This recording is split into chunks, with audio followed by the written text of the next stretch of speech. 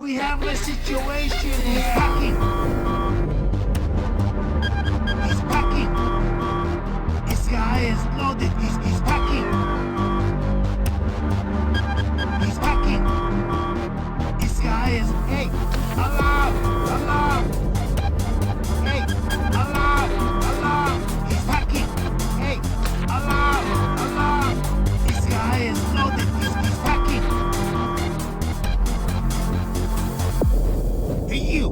Please, Chief. What do you want? Please. Certainly hot in here. Come on! Okay. Leave my kitchen at once! Okay. Yes, Please. I'm sorry, sir. you'll have to leave. Too bad.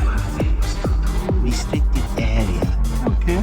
Don't stay in here too long then. What was the name, please? Mr. Tobias Reaper. We have a situation. He's packing. Alarm! Hey, you! Alarm! He's packing. Alarm! Hey, you! This guy is loaded. He's packing. Alarm! Hey, you! Alarm! He's packing. Alarm! This guy is loaded. Obviously, you are not invited here, mister.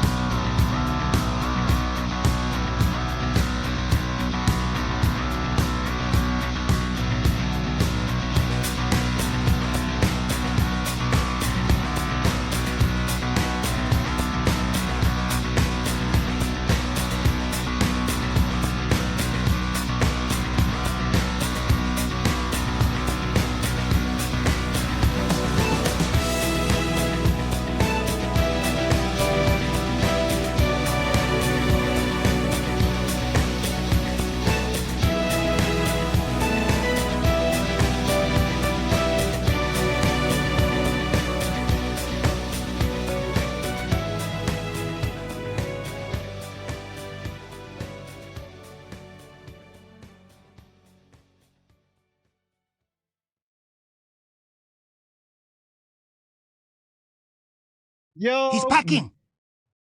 Yo! Welcome back, everyone. My God, Wara coming in straight away with the 5-pack. Thank you very much. Cheers, cheers. Welcome back, everyone. Welcome back to day 21 of this thing. Good Lord. Who's here? Reuter, PNTN, Night Tackle, Fox, Mega Lizard, Twice. All the usual faces, all the usual names. QB, Soaring, Gunblade. What's up? Ash, good to see you. Billy, Simon. What's up? Let's do it. Let me just take a drink of my water here. It's another warm day in this tiny room. Okay. Yeah, we're going to start the day with some DS as usual.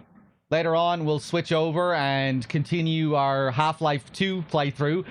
We'll get to Nova Prospect finally tonight. I thought we'd be doing Nova Prospect yesterday, but I think we're just outside the gate. So that should be interesting later on. Hold on a second here. We'll get this show on the road. We'll try and make some time for the thing as well later. I would like to finish off that playthrough. Bad Humans, good to see you. How's it going? Alright, let me boot up this game. Bum, ba-dum, bum, bum. Hold up. Connor, you're at Ravenholm. Didn't you say the other day that you were playing Half-Life 1 because of my playthrough? Did you decide to move on to Half-Life 2? Or maybe I misread that. Maybe you said you were playing Half-Life 2.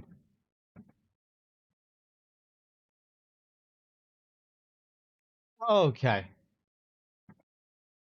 1 second here and I'll capture the game. Okay.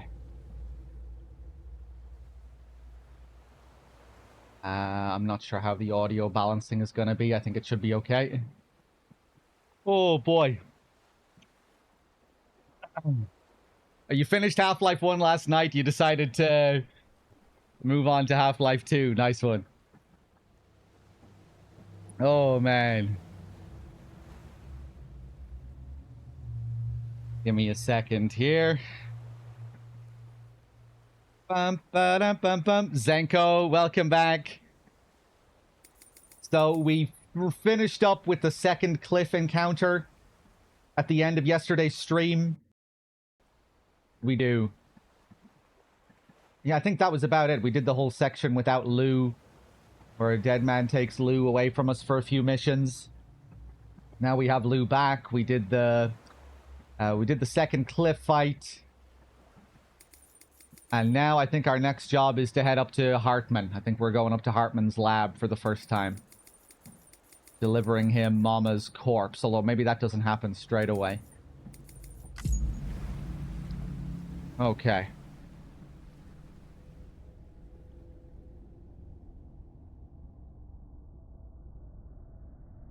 Am I getting worked up, Billy? I don't think I'm getting too worked up. Beginning scan. Scanning bridges ID. Verifying ID. Clear. All weapons will remain locked until departure. All clear. Welcome, Sam Porter Bridges. Sam, the west side of that region is covered by a massive tar belt. Beyond it is Edgenut City, the last bastion of civilization you'll find that far out. Getting close to the end now. It's your final destination. Once you use the Cupid to connect it, the chiral network will span the entire continent. The rebirth of America is so close. And remember, that's where Amelie is being held captive. We need you to bring her home safely. But before you cross the tar belt, there's one more knot we need you to tie. Hartman will help you get it done. Alright, give me the order. Sam, I'd like for you to bring me a few things. First, the dog tags you took from that soldier. Tuck them away in a pocket so you don't misplace them. Second, Mama's corpse. Her body shows no signs of necrosis, and I, for one, would like very much to know the reason why. Closer study may yield information that could prove instrumental in helping us to overcome the Death Stranding. Suffice it to say, 1 minute remaining. I don't have much time. See to your preparations. I'll be waiting. You'll find an official order on the terminal.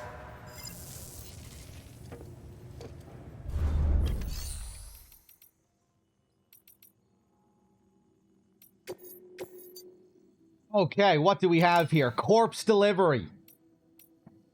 Rescue porter injured in the mountains. We don't have time for this. Recover winter clothes. And something for the roboticist. Maybe I'll take this up to the roboticist. Is Snake in this? No. Hartman intends to examine Mama's corpse in the hope it may lead to a greater understanding of the Death Stranding. Take Mama's corpse to Hartman's lab and connect the lab to the chiral network. Mama's mortal remains. Hartman is keen to conduct a thorough examination of her corpse in order to discover why it does not necrotize. Yeah. All right, we'll make our way up there. We have some zip lines set up, which will take us half the way. Okay.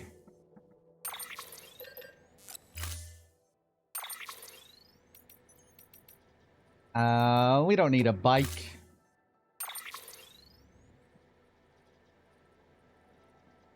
Yeah, it's another warm day here. Thankfully, I have this AC. Been putting in serious work this month. It was a wise investment. I'm glad I splashed out on it. £400.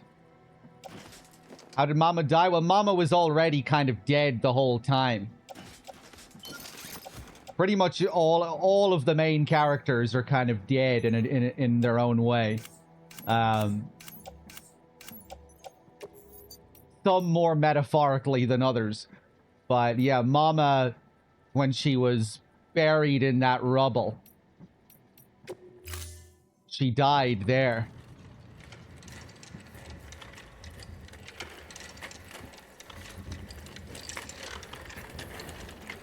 And she's kind of one of a kind here because she isn't necrotizing like people usually necrotize. You know, when people die in the world of this game, they start to necrotize. Their soul starts to leave their body without passing through the beach. They become a BT if they're not burned properly, if they're not taken to the incinerator.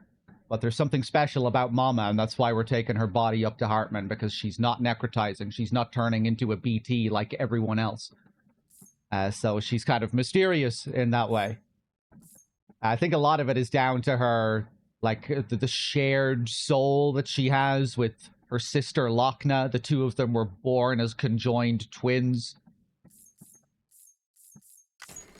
All right, Sam. Take care of her. And don't worry, she won't go necro. Millingen's special.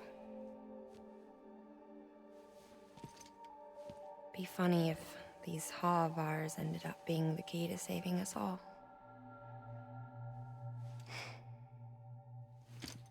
How they're two Mama. They're sisters. They're twin sisters.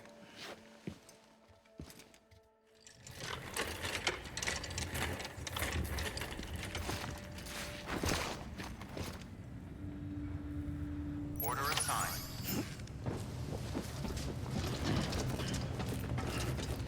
All right, let's take her up to Hartman. Beginning scan.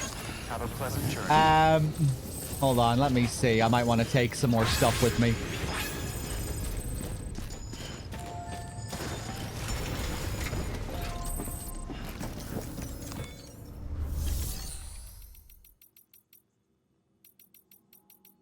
But yeah, it seemed like the only thing really keeping her alive was the connection to her child. She was in some kind of half-death state. She gave birth to the child, which became a BT, which she was connected to, and then once that tie was severed, she seemed to She seems to pass away, you know, when Sam severs the tie to her BT baby, she kind of falls down, starts to pass. And then when she makes it to Mountain Knot and connects with her sister, she passes away for good, but her body still doesn't necrotize. You know, when Mama and Lochna have that embrace and they touch heads, it's like she transfers her soul into Lochna. And then they become one in Lochna's body in some sense. And then she dies for good. Let's see here. Hold on, I think... Oh boy!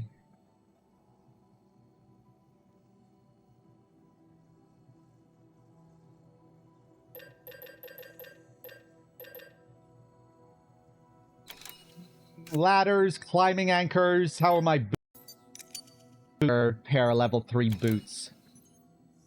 There are a lot of twins in this game. You have Mama and Lochna, the cosplayer and the spiritualist, Victor and Igor, the two brothers at the start of the game, and the Eastern map. And you know, you have all this whole theme of chirality and these mirrored worlds, life and death, body and soul.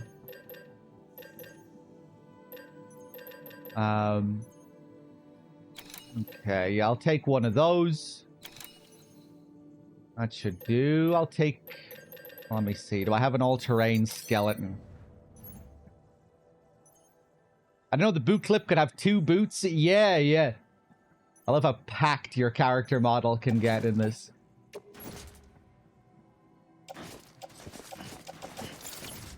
Alright, let's stick that on. Don't think I can attach it right now. Put that there.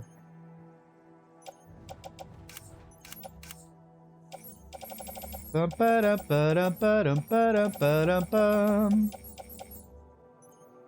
some blood bags, a floating carrier. I'll take that. Ah, fuck yeah, Mama. She's taking up a lot of space here. Well...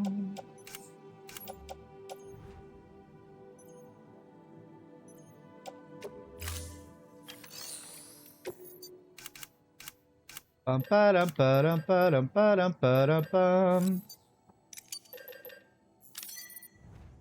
should be able to wear that, right? Yeah. Okay, nice.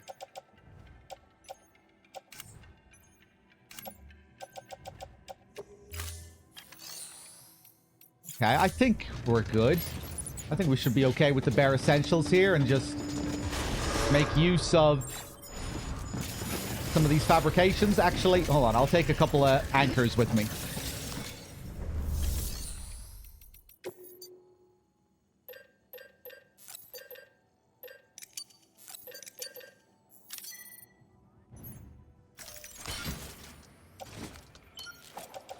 It always makes me feel like I'm playing Resident Evil. Spending forever fumbling around, thinking about what I want to take. Beginning scan. Have a pleasant journey. Wara, thank you again for the 5-pack. Cheers.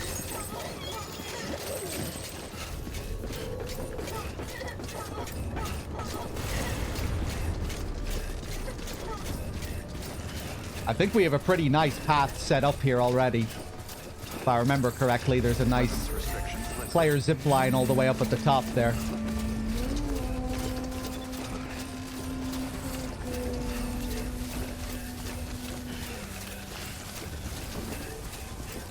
Throw her on the hoverboard? I think I could use the floating carrier while having her on my back.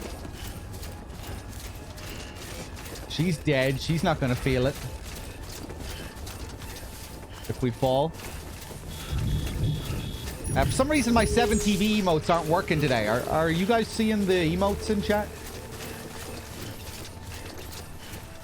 Oh. Have you played the director's cut, Chrissy? I'm not seeing any of them.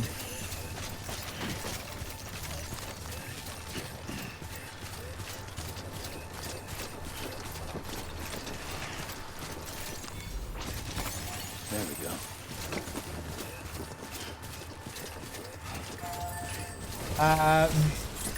There it is.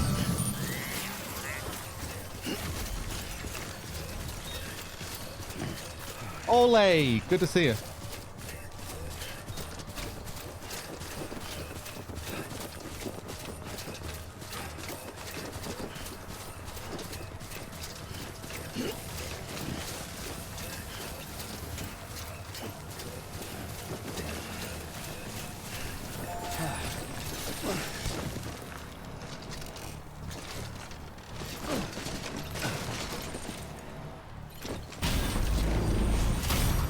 Man, good to see you.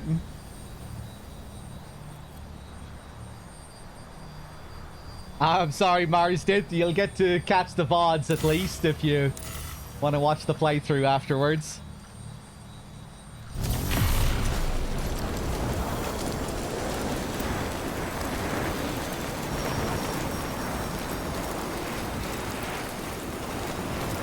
Oh, nice timing, cool man.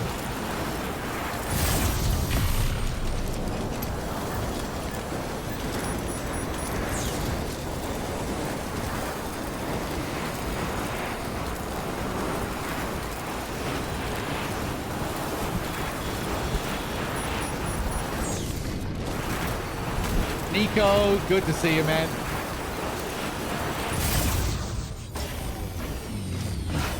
Okay. This player here just made it very easy for us to reach Hartman's lab, I think. I think it's just over that hill. Thanks for the help. Have a few likes. This one's for you. That's a good one. Fully Thanks for the upgraded, help. too. Or, you know, upgraded to give me the extra meters.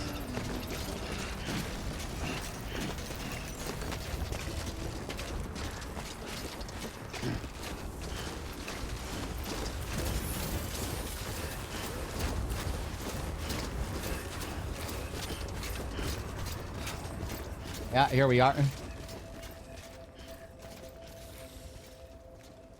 a pretty nice pad, Hartman. And in the middle of a dull-lit, weightless street. How come he was given this luxury? Stands a shadow of a man shaped just like me.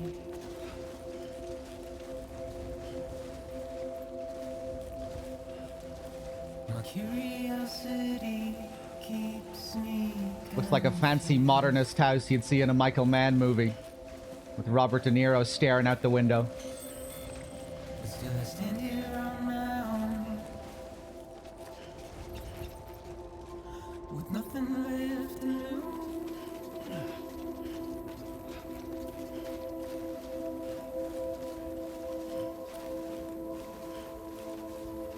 Not the best path to take for the music. Because we're very close here. It's going to cut off. Oh. And with the rain I don't accept, wash away my sins.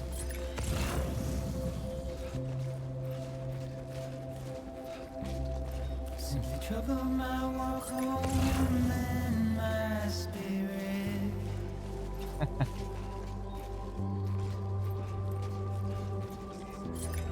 Because I never said no or put up a fight.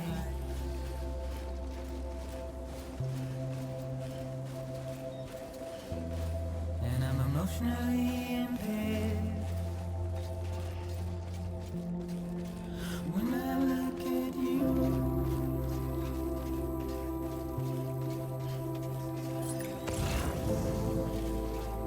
Go over and grab that memory chip.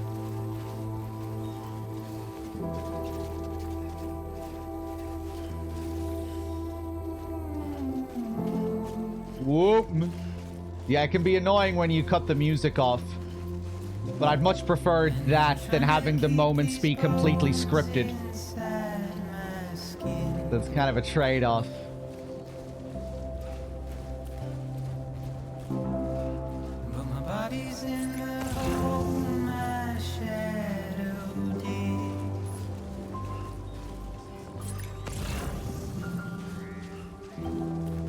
It's a struggle to maintain my position.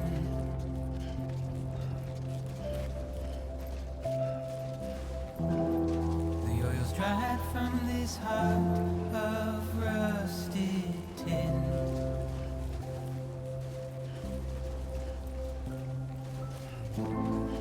And I wonder if I'll survive this without you. I doubt DS2 will just have a Walkman, though. I'd say it'll have similar moments where the music comes in during particular deliveries, particular orders. And then maybe we'll get a Walkman in the post-game or something. I really don't know. I haven't been keeping up with the pre-release stuff.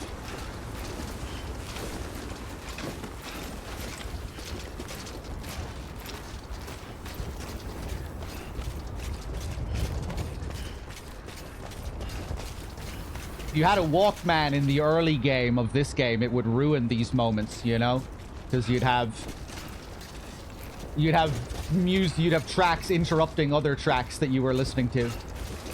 You know, that'd be a mess. A Walkman would make sense for the post game of this game. There we go.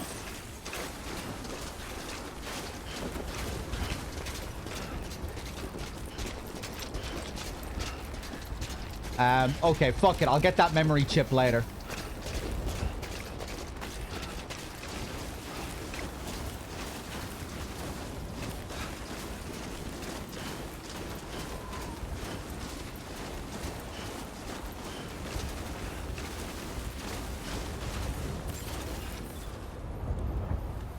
Yeah, it can be annoying when you cut the music off.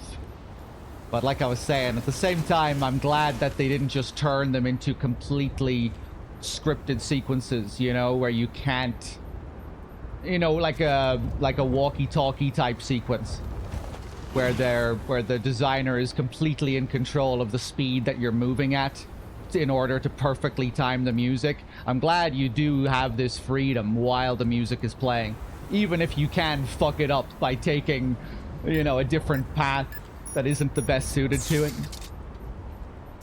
I like that it isn't like completely scripted with how it works. You're still free to move around how you want to move around when the music is playing.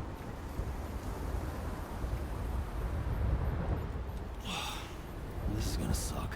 But some tracks are still just better placed than others.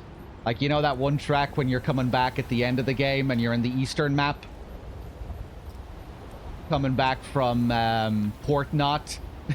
They really don't have enough time to fit a track in there, but they did it anyway. There's like a 4-minute track that plays, but it's just unreasonable that it would take you 4 minutes to walk up the hill there before you encounter the BTs. Easy does it.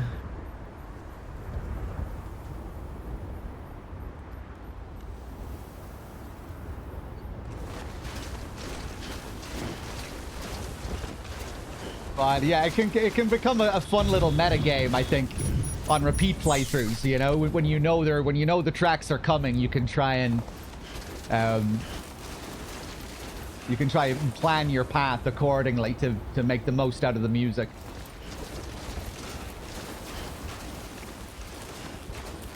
I didn't do it very well for this one. That was like a 5 out of 10.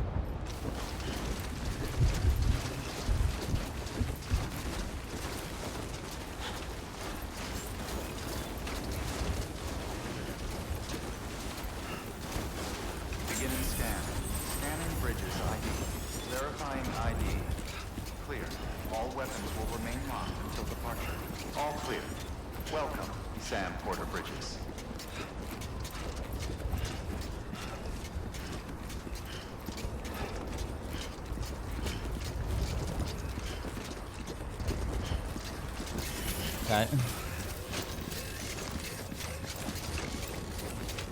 Nice pad, Hartman.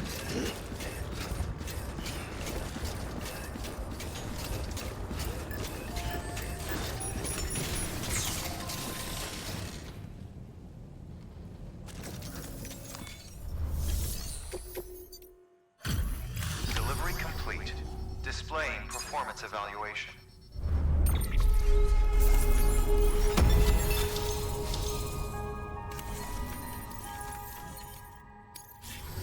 Request to join UCA.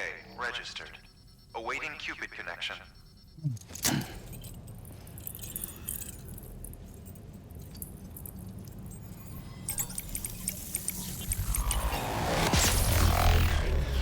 Ichiban, good to see you.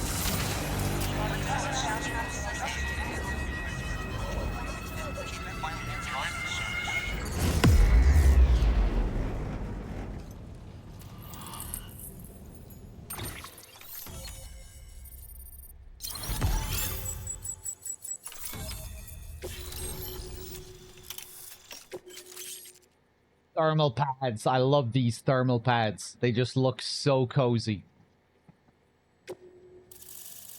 You're trekking through the snow with these bulky orange things all over your body with the heat waves coming out of it. Please proceed into the facility with the cadaver. I just love the way it looks. Good work. Alright, let's go into Hartman here. Oh, he has the padded floors here as well. The history of man here. Please proceed into the facility with the cadaver.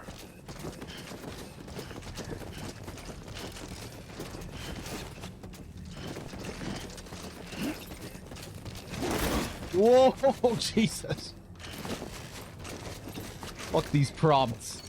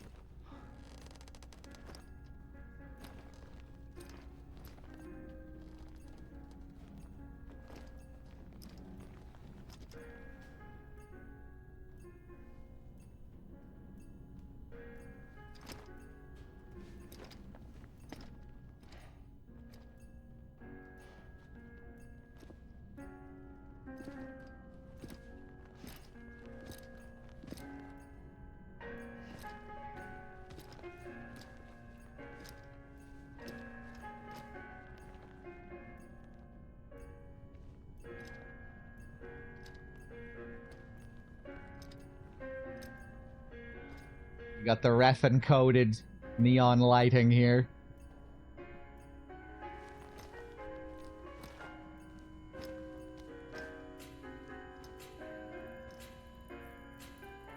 Hartman.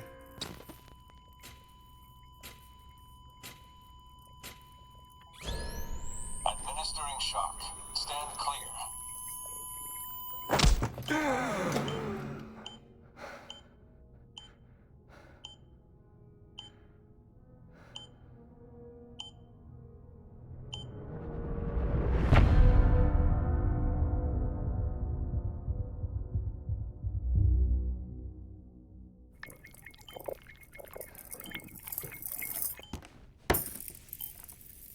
Well, you certainly caught me with my pants down.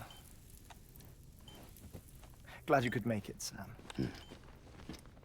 I'm sorry. I didn't mean to alarm you, but I am.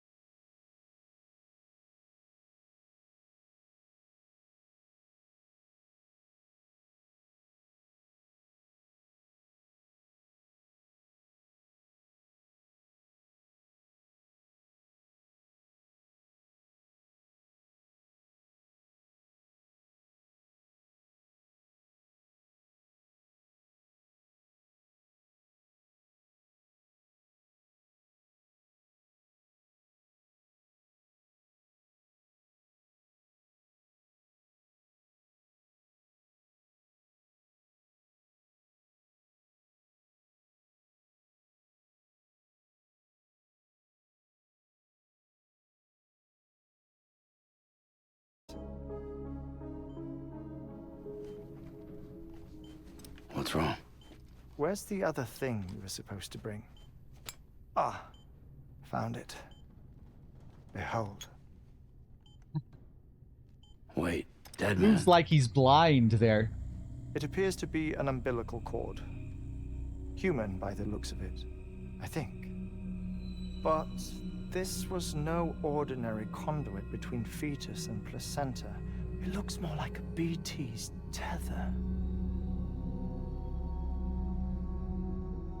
And this was Mama's? Yes. A body that doesn't necrotize, and an umbilical cord connected to the beach. These are remarkable discoveries, Sam. Enough to set my sore heart racing. 5 minutes to cardiac arrest. I apologize if our conversation gets cut short. I must go back to the beach and look for my wife and child. One person, one beach. That's the rule. But I'm the exception.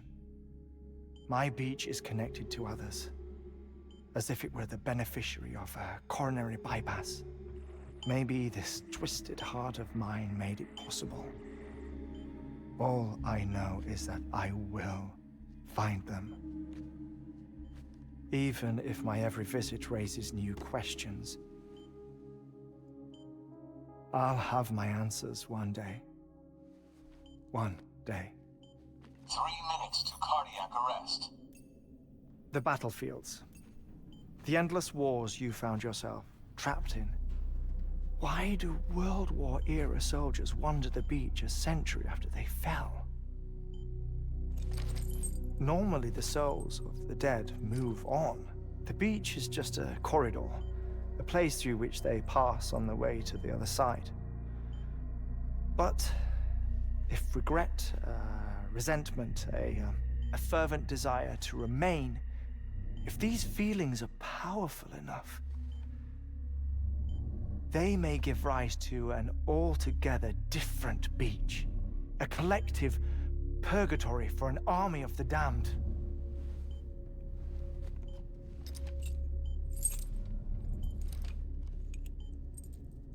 Clifford Unger.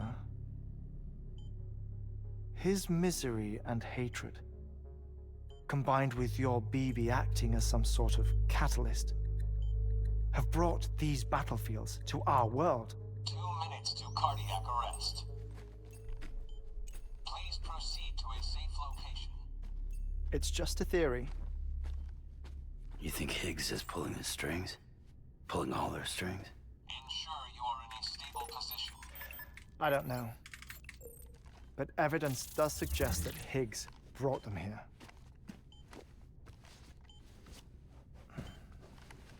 1 minute remaining. Please hold on to something secure. Oh, before I forget, I have a favor to ask. Activating lab security measures. Could you just relax until I come back? Time stops on the beach, but not in the scene. Rest assured, it'll only feel like 3 minutes to you. We'll continue this shortly.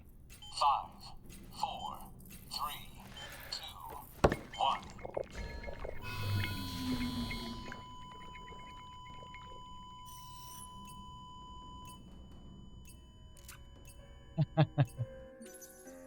I love this little sequence here. Now we get to look around for 3 minutes. Quickly, we need to look at everything before he comes back. BT model artist's impression. 10 likes from Hartman. Mama's remains.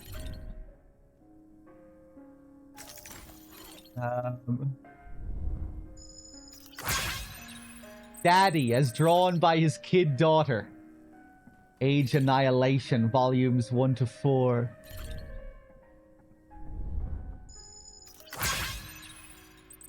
Sighting 2.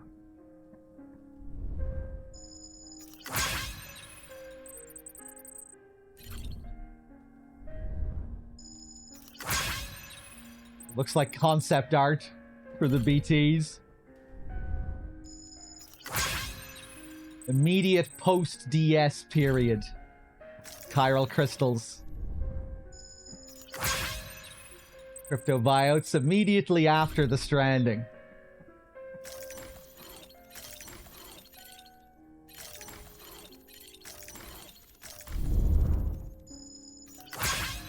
Antique record player. Authenticity unverified. Post-DS. Is that a real picture? Is that a real photograph in Iceland? Family portrait from back in the day. There's Clip's dog tag as well. Hartman's AED.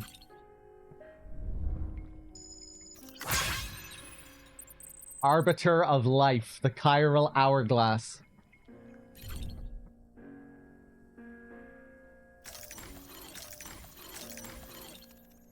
Anything I missed?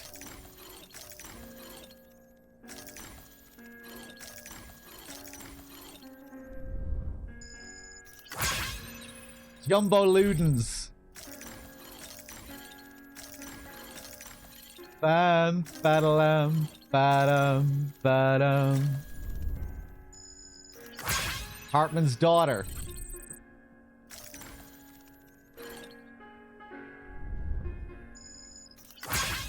The heart monitor, guardian of life.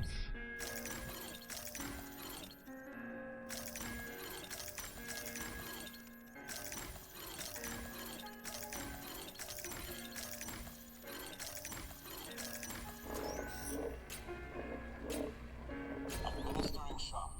Stand clear.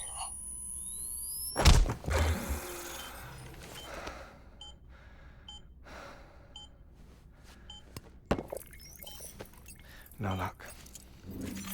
Visit 218,550. Oh, sorry. Where were we? I love made some of use these the shots of 21-minute Sam. cycle, but for a first-time face-to-face meeting, there's just too much to cover in one go-around. Can't be easy living like this. Yes. And no. Now that I'm acclimated to it, it isn't especially, onerous. Defecation, ablution, nutrition. Most of life's basic functions fit rather easily into a 21-minute time slot. Sleep is the tricky one. And intercourse, I suppose. Verbal or physical. Not that someone in my position has to worry much about either. Do you read, Sam? Listen to music. Watch films? You know, I keep busy. I have a collection of music, television shows, some very interesting short films, and stories. Everything consumable within a 21-minute window. All from before the Death Stranding, of course. But honestly, the 21 minutes I spend here, all downtime. Nothing more. Time spent waiting to go back to the Satch. My body may be present, but my soul is on the beach. I'm already dead. I know that feeling. Lost my family in an accident. Well, I never expected you to open up to me. Really nice moment there. Happened, I've read about your circumstances. I lost my family in an accident too.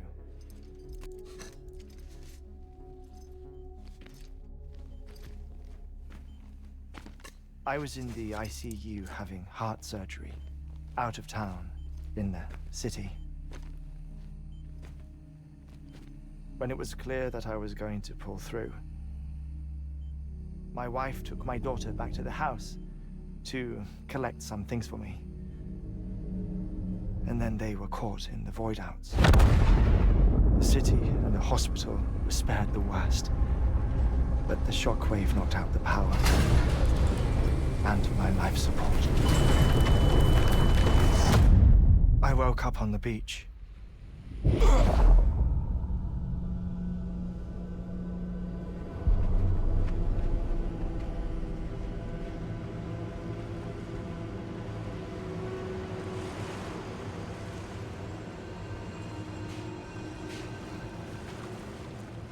people who died in the 2 void outs were there.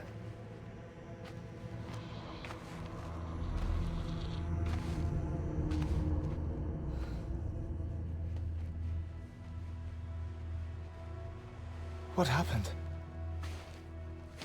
What's going on?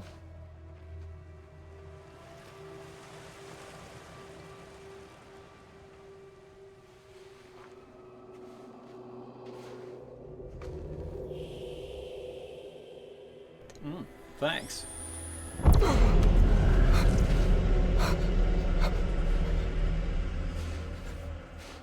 God damn it, James. I saw my wife and my daughter in the procession. Hey! It's me!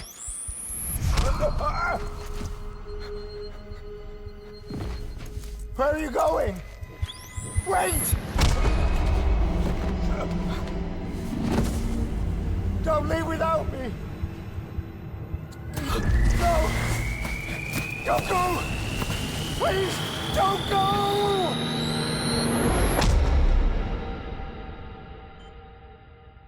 The ICU's backup generator kicked in, and I was brought back to life by the defibrillator.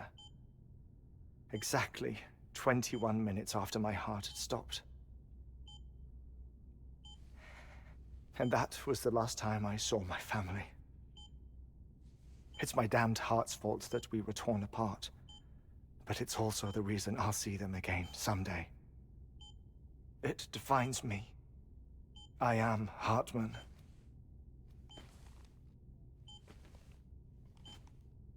Ever since, I've walked the beaches of others.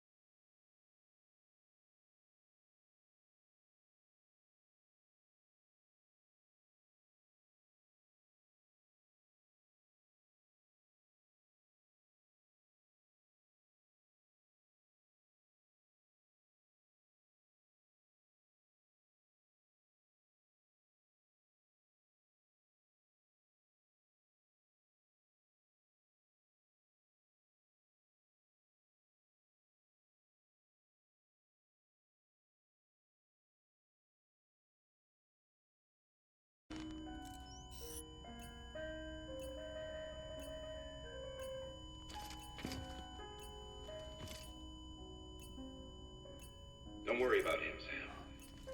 The air mat floor absorbs the impact. I'll unlock the door for you.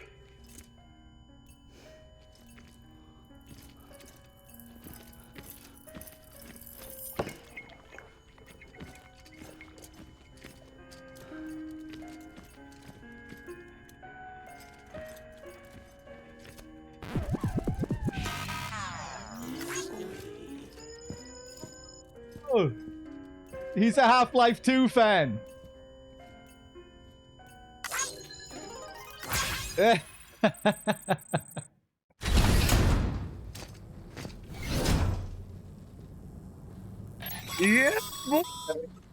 Sam, you heard him.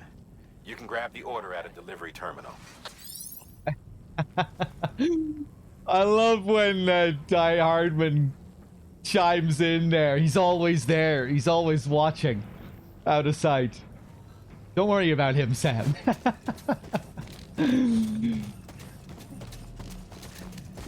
That's one of my favorite scenes in the game, I think. I love all the ups and downs, the ebb and flow.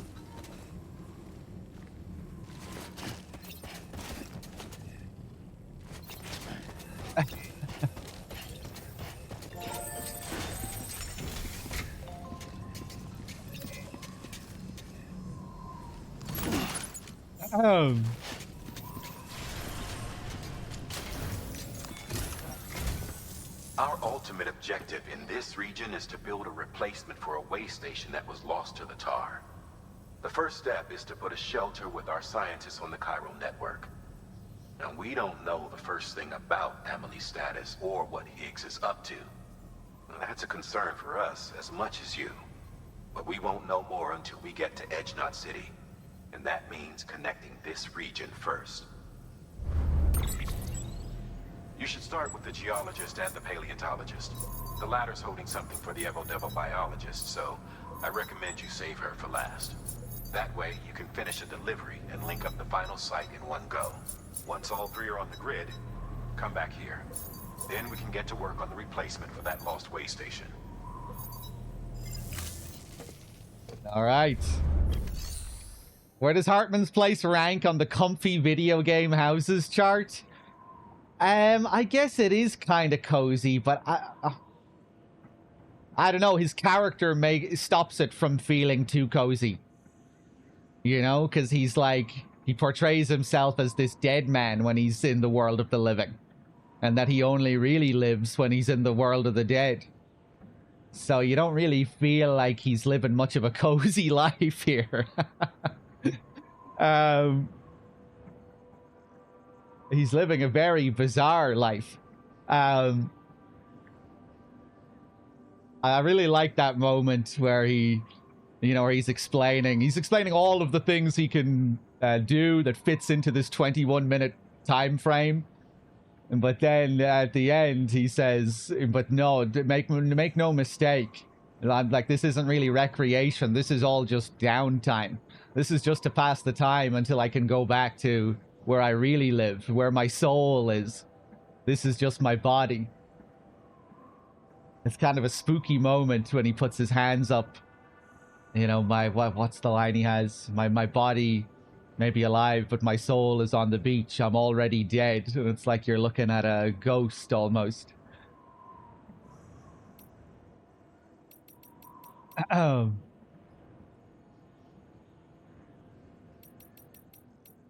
But yeah, I like that scene a lot. A lot of humor as well.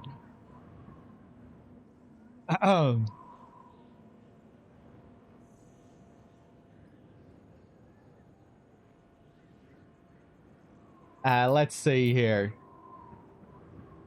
Cool, man. What were you asking? What's the deal with the umbilical cords? Are they like a link between the world of the living and the world of the dead? I guess so. Yeah, you see all the BTs. You see them all with these umbilical cords attached to them. I think they're all kind of tied to each other as well. You have that weird detail with the BTs as well. How I think, I'm not sure if you see them with every group of BTs, but there's always like a little baby in the grouping of BTs. And the babies, they... Can they catch you as well? I'm not sure, really sure how they differ from the regular BTs, if they do in any way at all. I think maybe they can just trigger alerts, but they can't catch you. They alert the other BTs. But yeah, they're these stranded souls who weren't able to pass through the beach. These stranded souls stuck in the world of the living. So I guess the umbilical cord represents that connection to the other side. You know, because an umbilical cord is also a kind of strand, you know, a connecting point, a connection to this other realm. Okay, let's take on the next order, will we?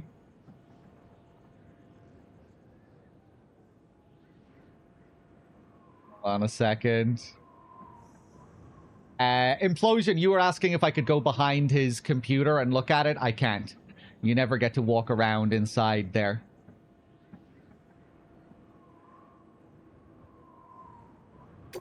All right, we take on the next main order here.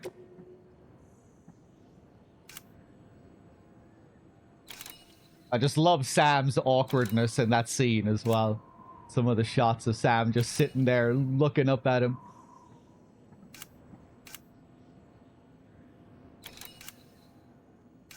Kind of a nice little moment where he tries to relate to him. We can empathize with that loss of family. We have 2 orders here. One to the geologist and one to the paleontologist.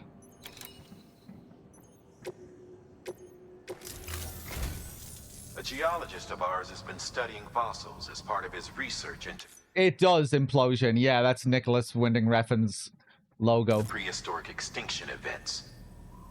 He's been out there conducting excavations for a while now and has begun to suffer the effects of chiral contamination. No doubt the result of excessive exposure to chiralium during the dig. Until the site is properly decontaminated, his work can't proceed. Nor will his health improve. So we need you to bring him some chiralium scrubbing agents. Administering shock. Stand clear.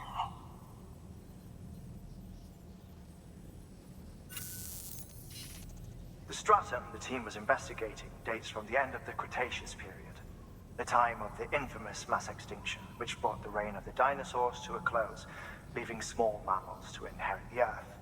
It's the most recent of the Big Five, and one of the largest mass extinctions the world has ever seen. In any event, our team found something truly remarkable. Can you guess what it was? A fossil beach.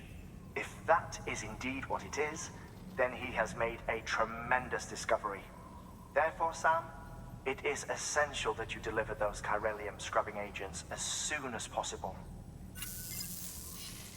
One more thing, Sam. For this run, you'll be transporting an antimatter bomb. A Bridges paleontologist working on a dig says he needs it.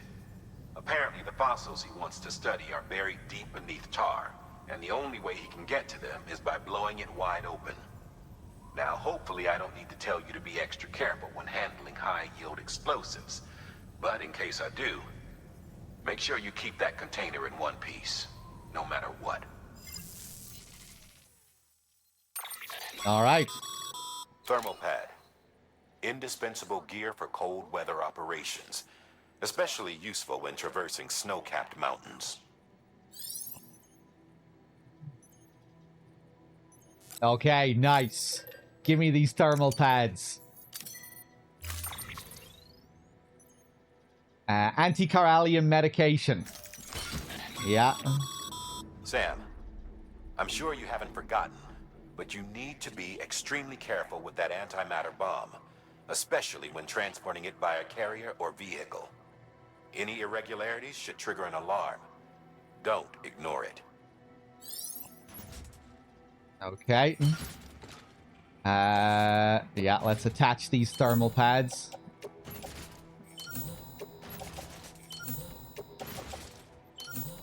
Sweet. We go. Organize the gear.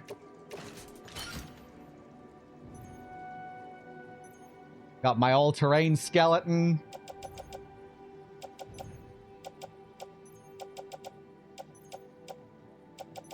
Few climbing anchors. Let's bring a floating carrier as well. Well...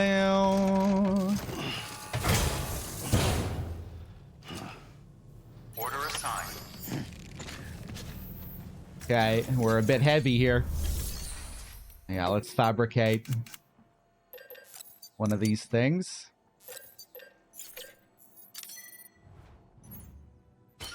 Now, I'm not sure if I'll use the floating carrier, but I'm kind of weighed down here, so... it might reduce the burden a little bit. I love these big bulky thermal pads. Love how they glow.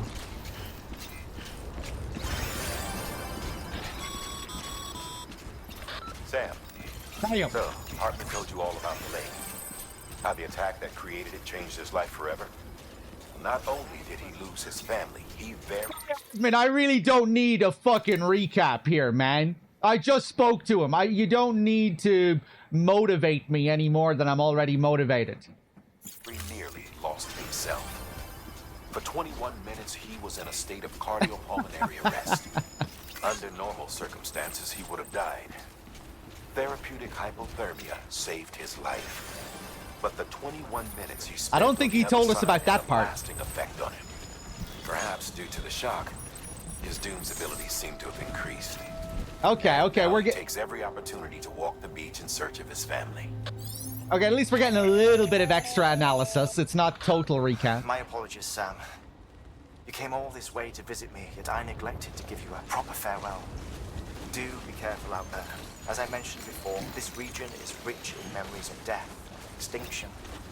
It should come as no surprise that VTs are sighted here more frequently. Perhaps you recall the models in my lab. Their designs were all based on eyewitness accounts. Though I suppose they must have struck you as strange, considering the many times you've come face to face with the real McCorn. All right, I'm actually moving at a decent speed here. Thanks. D-Gamer with the 52 and the 52 in a row. Thanks for the subathon, dog. Unfortunately, I'm going to miss a good chunk of DS2 launch since you'll be in Denver next week. Okay. Well, I hope you have a good time in Denver, whatever you're doing there. Whatever people do be getting up to in Denver. And, yeah, you can always check the VODs if you like when you come back. Let's chug a bit of this. Look at those thermal pads.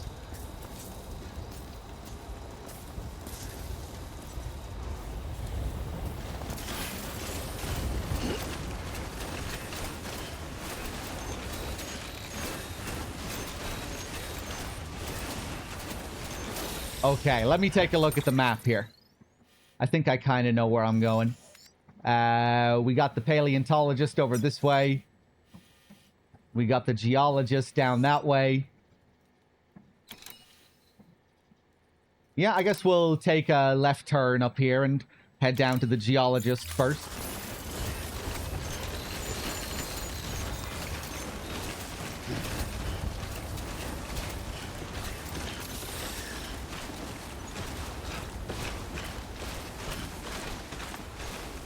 Foxy, I can't remember if I thanked you for your 52 earlier.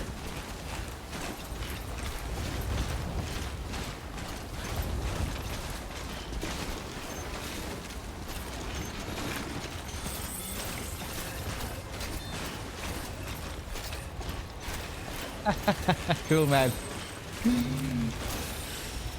No, I think you're probably right. I remember an interview with Kojima as well, talking about how the concept of life and death in this is rooted in a lot of very Japanese stuff. That's a big one. Rooted in a lot of stuff that's very culturally Japanese.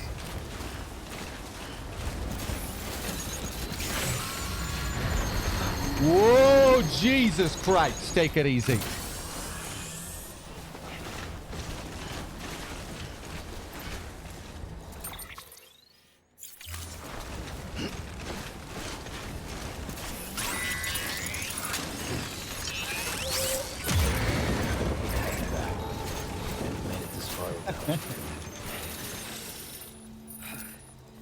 Not saying it's Bloodborne, but...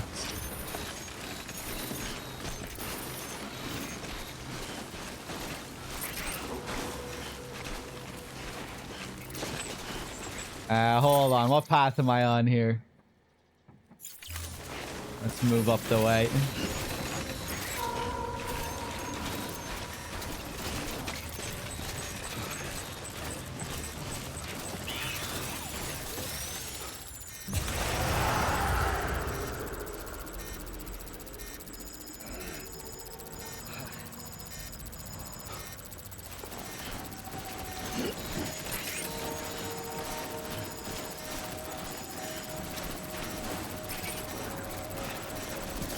We got some different looking BTs up here, if I remember correctly. Those embered BTs.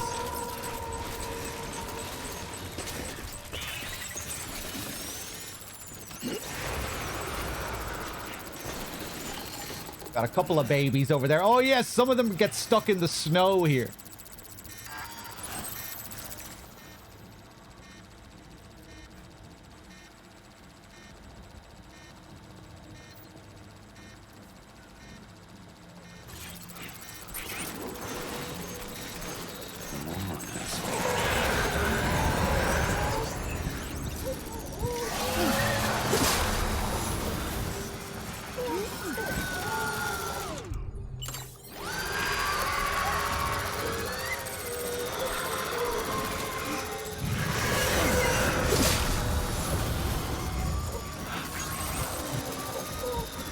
I love how we get likes from the BTs when we do this. They're grateful. We're setting them free. Fuck.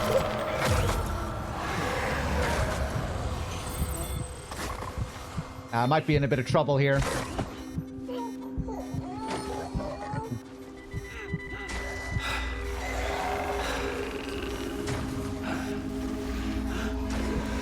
Okay.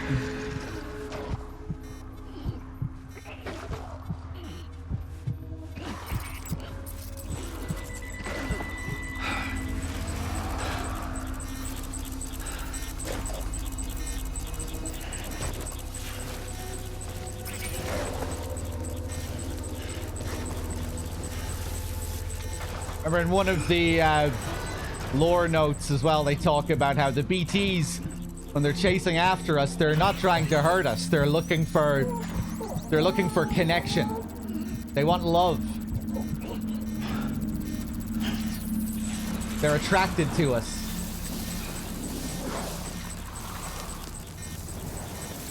That's what the hands symbolize.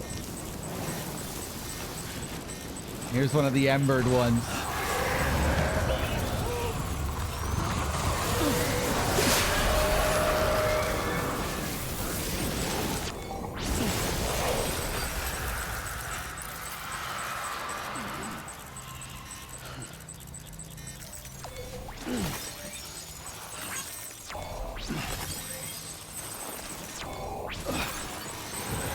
It's just a shame that that connection causes a miniature nuclear bomb to go off if they get a hold of us.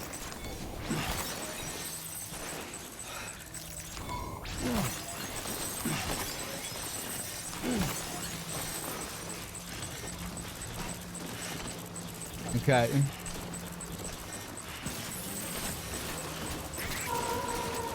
The embered ones give you loads of chiral crystals. Whoop.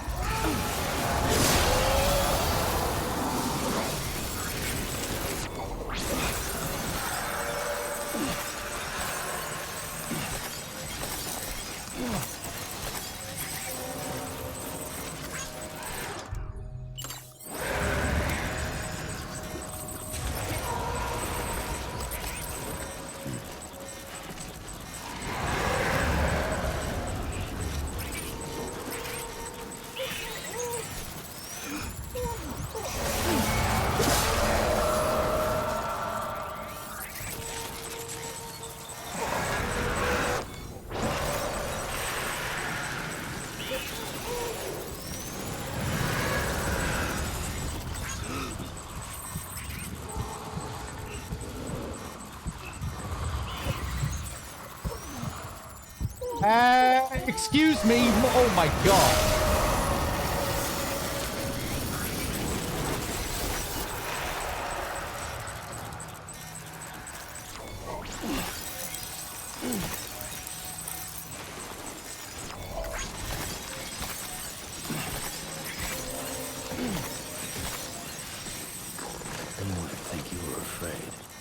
I like the little animation for the chiral crystals. You see it all, they all get sucked up into the little capsule here on his backpack. Right.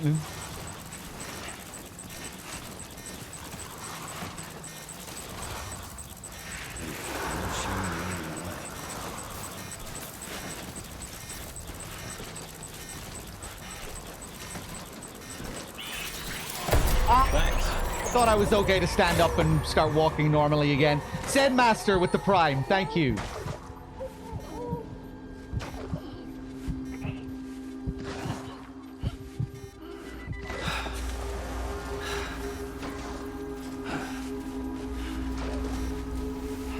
Pretty cool visuals up here with the BTs. The tar black against the white snow.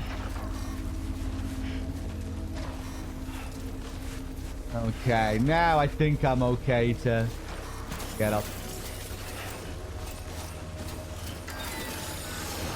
Ooh. That antimatter bomb. Let's have a rest, shall we? Just in case I... Ooh, Jesus.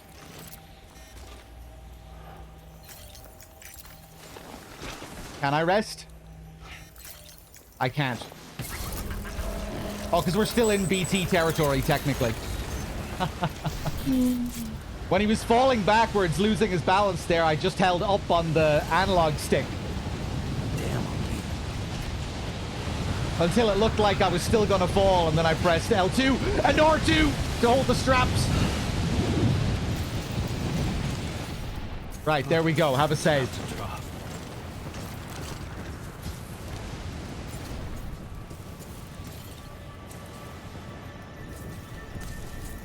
There we go. That's all I want.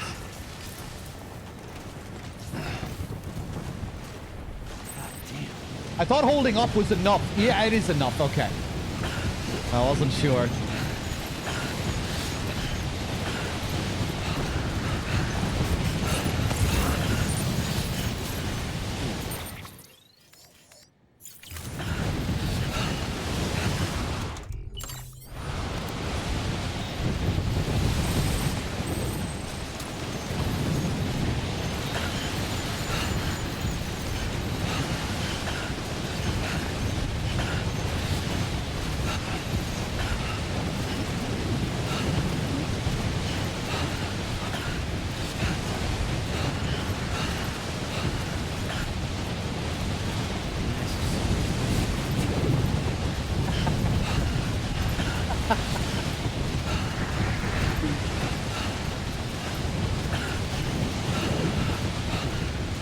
Nice timing for with that comment.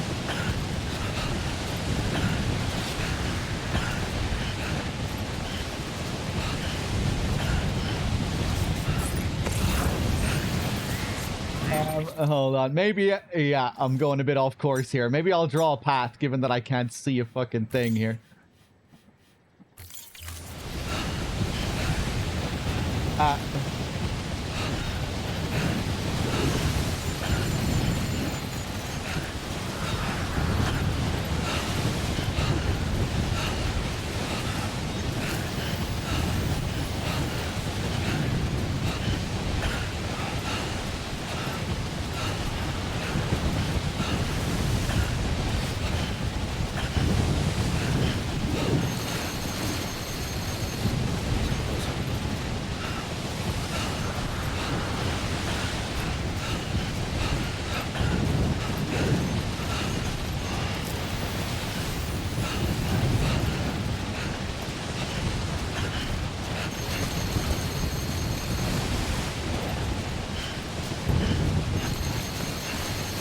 Oh my god.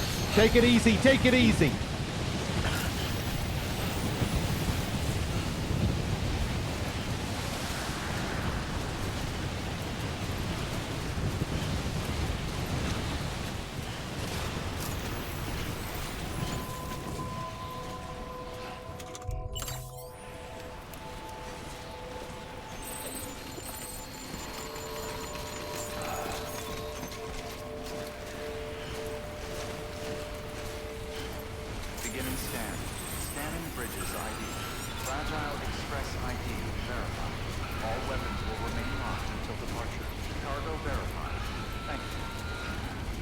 Okay, nice.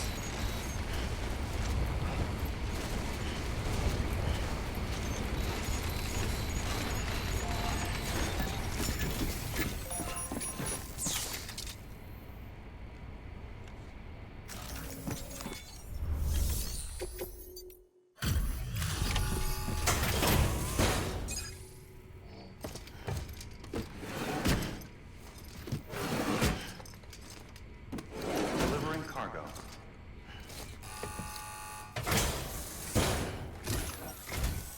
Sam Bridges. Oh, thank God for that. I was worried you might not get here in time. But then I've done nothing but worry of late. I've been haunted by those visions you doom sufferers see. That end of days stuff. I put the nightmares down to fatigue. Possibility of chiral contamination never even occurred to me.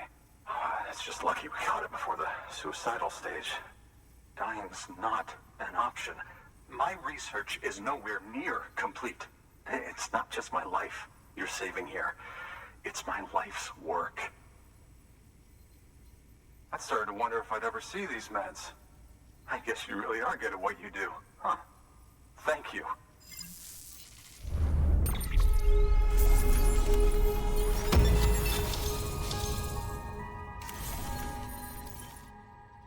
All right. How do they know about Sam? Well, Sam is a legend in the logistics world, in the delivery world. And he was a part of the Bridges 1 expedition that first went west across the country, right? Oh, yes. Right then. If you'd do the honors.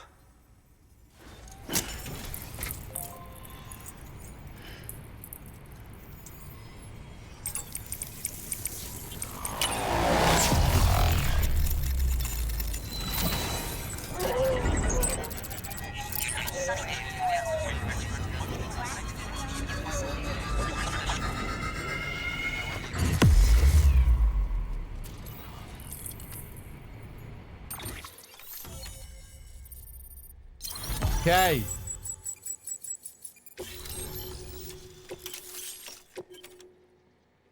Got an interview with the geologist. And just like that, I'm part of the UCA, with access to a treasure trove of historical research materials. Studying this fossil beach should be a good deal easier now, assuming I can prove once for all that that's what it is. Honestly, though, I'm just excited I can finally share these findings with everyone. Can you believe I found chiral deposits in strata dating back 65.5 million years? Evidence of an ancient death stranding. The little Bridges Chiral tag matter on him has there. existed on Earth since long before the dawn of man. This stratum is proof of that. Look at this, Sam. Do you see that black fissure there? We believe this is the source of the Chiralian readings. In the distant past, earthquakes caused frictional melting along fault lines, producing layers of what is known as pseudotachylite. We call these layers fossil earthquakes. Extending the principle, our fissure here is what one might term a fossil beach. The presence of Chiralium in this of all strata cannot be a mere coincidence.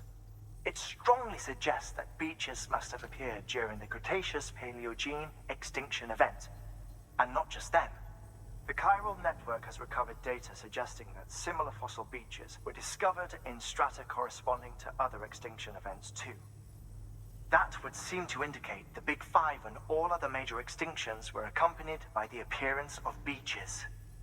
In expanding the chiral network, you've helped us glimpse a pattern in these scattered points of data.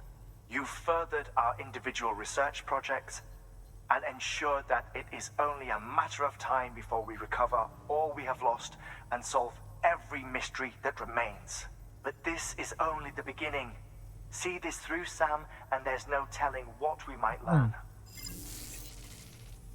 We're going to reconstruct the entirety of human history through the chiral network. All knowledge will be ours.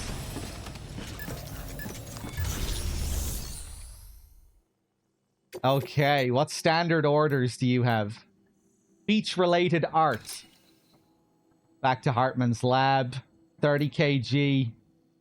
Resins and metals. Rock samples. Back to the roboticist. I think I'm good. Let's just take what we need to take over to our next guy, the paleontologist.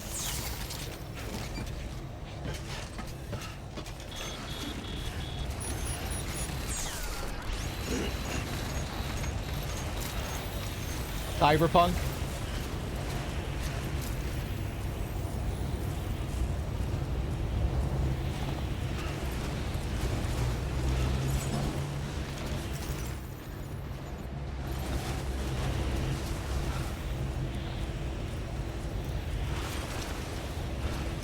Thank you, Sam.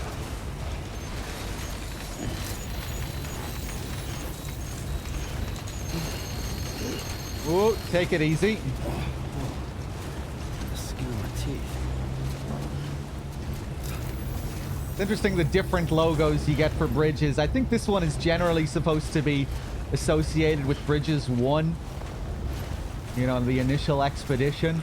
But I'm not sure. Weapons restrictions lifted.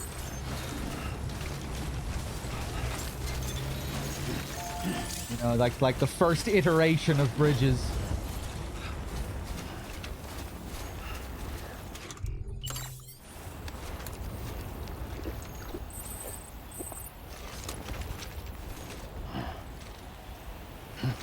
Not doing good on the stamina here. J2M, what's up?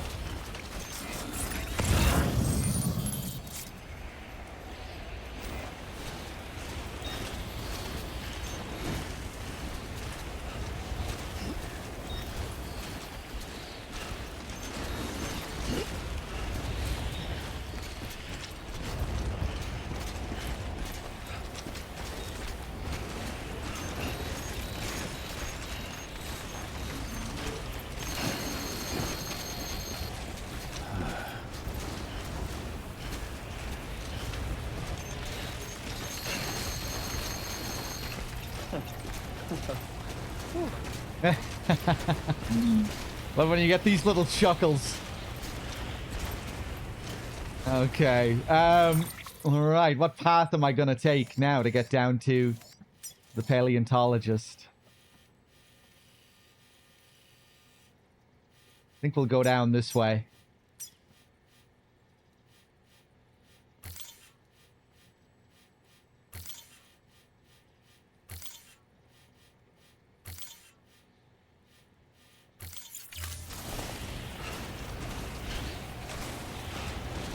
Hopefully this will be smooth enough here.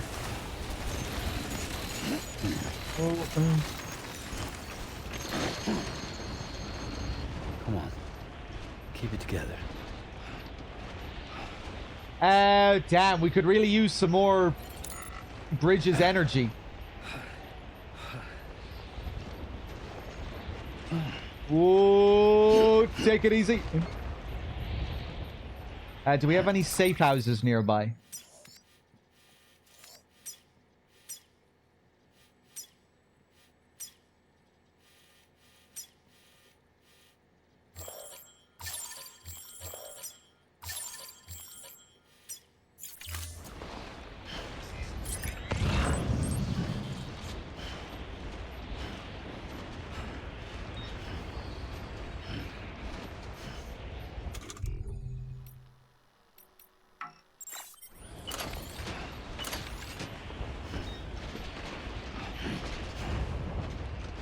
I should have rested inside his shelter.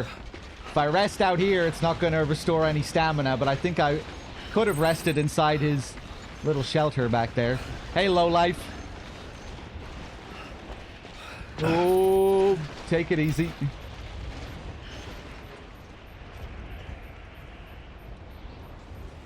Oh, I'm fucked.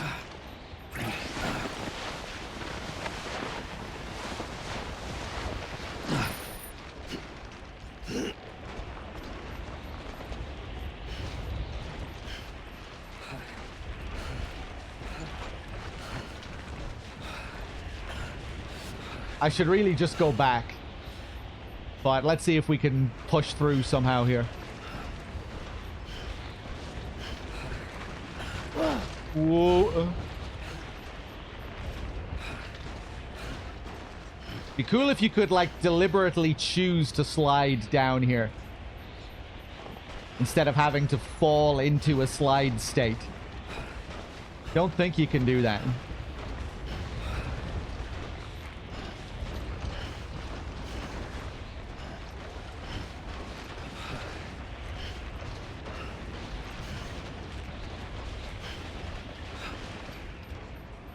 And we could try and do a little bit of snowboarding here.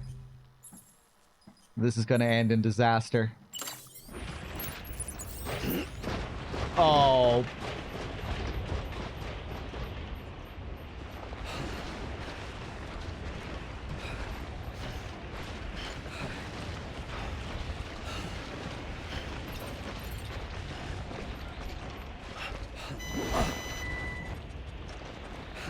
With this fucking bomb on my back as well. Any little bump will set this thing off. Let's get a move on.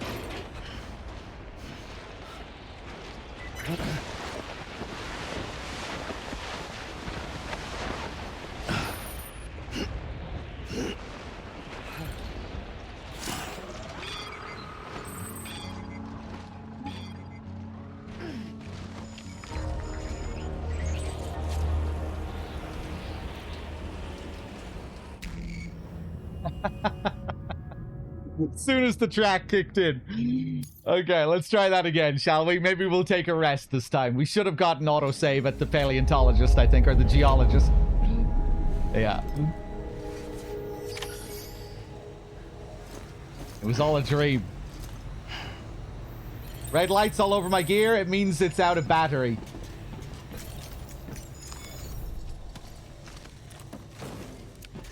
Okay, let's take a rest here.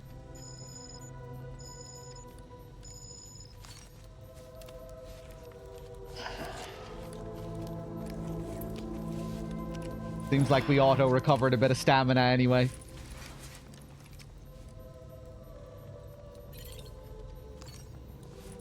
Stretch those legs a bit.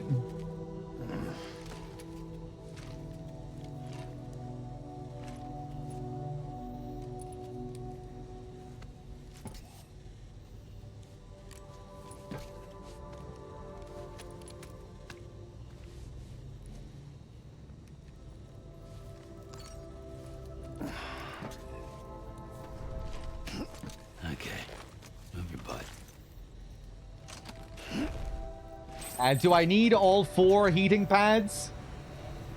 No, but it'll serve your stamina better if you do when you're up in the snowy mountains. It'll keep you warm, and I just like how it looks when I'm jam-packed with the thermal pads.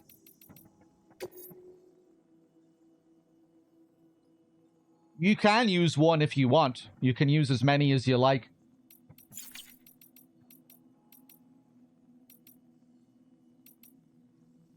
But your stamina will deplete faster if you're only using one.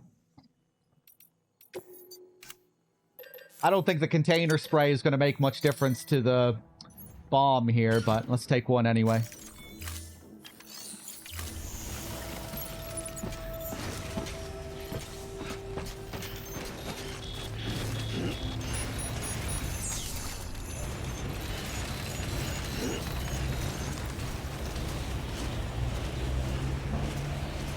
On very hard, everything depletes a lot faster as well. Weapons restrictions lifted. Whoop.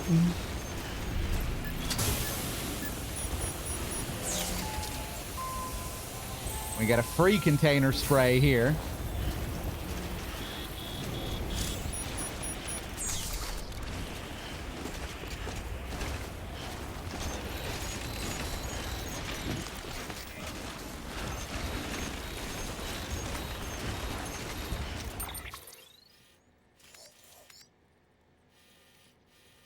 I can't remember if we went down this way last time, but let's go down this way. Whoa. Take it easy.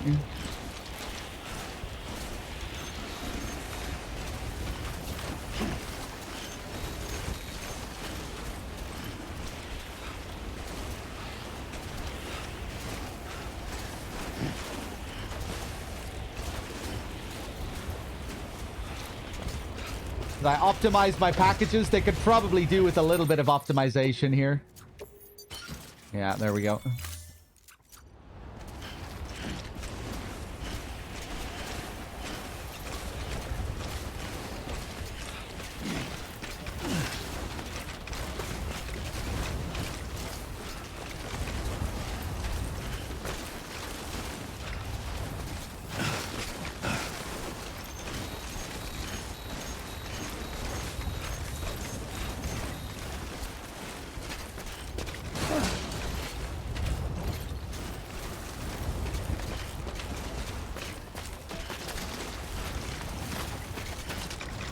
Whoa.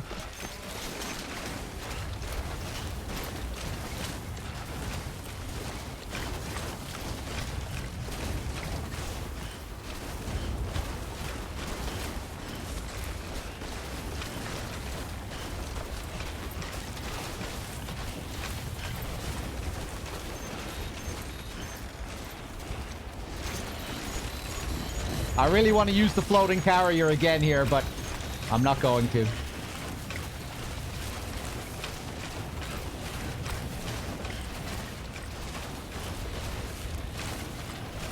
Let's see. Our boots will survive. Just about.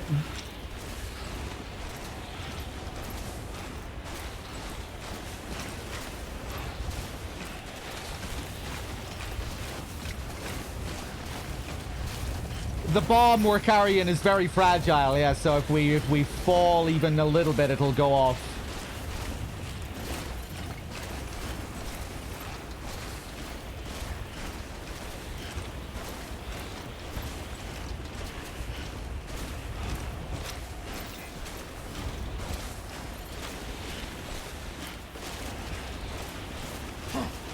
That stamina, though, Jesus. Oh, I'm way off course here. Up that way. Up that way.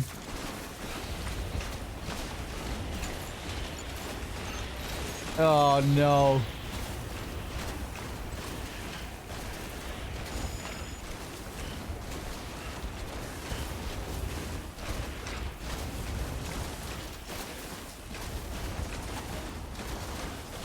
I have a little bit in the canteen.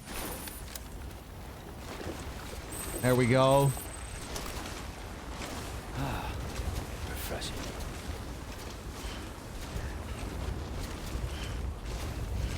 I should have looked out for a generator, right? Surely there was a generator up by the geologist. Why didn't I even think of that? I could have planted one myself. I brought him onto the network. My brain is getting fried, it must be. Too much streaming, too much subathon. Not even thinking. Oh, Christ. Now we're going to have to arduously walk all the way back up here.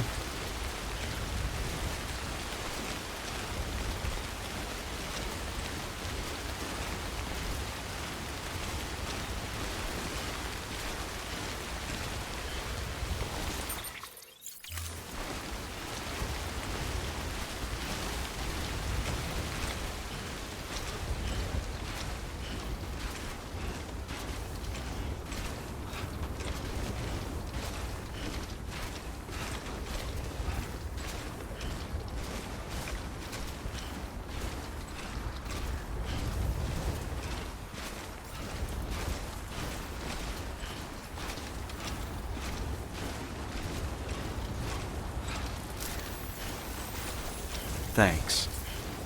Hey, sniping with the 2 gifted subs. Cheers.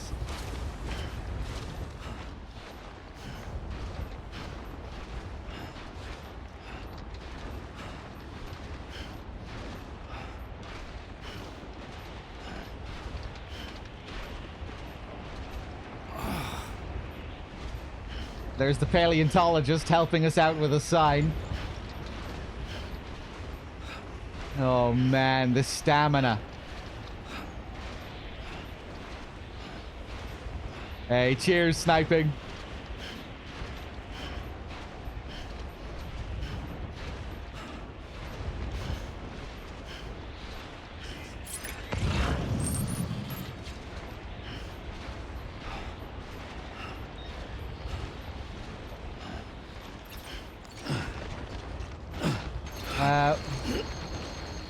God.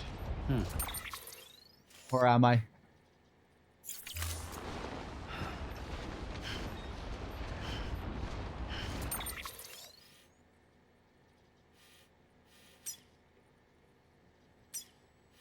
Okay.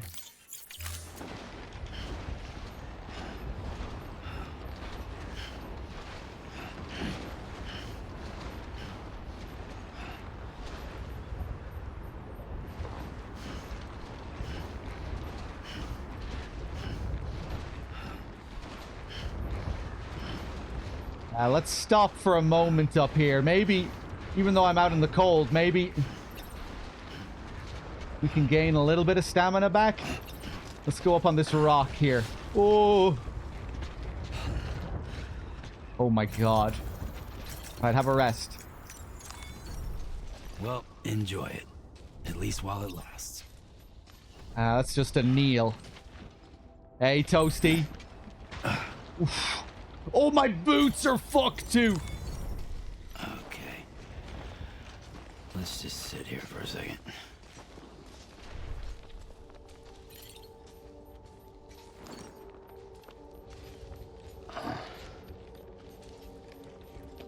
I'm fucked.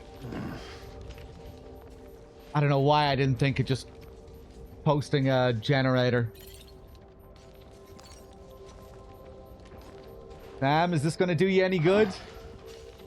Stretch those legs. That stamina isn't moving.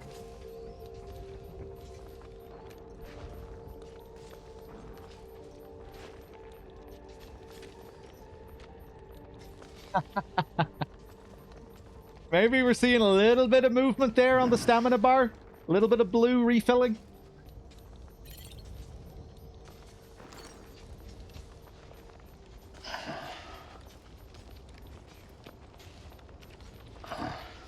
Yeah, we're getting a bit of movement.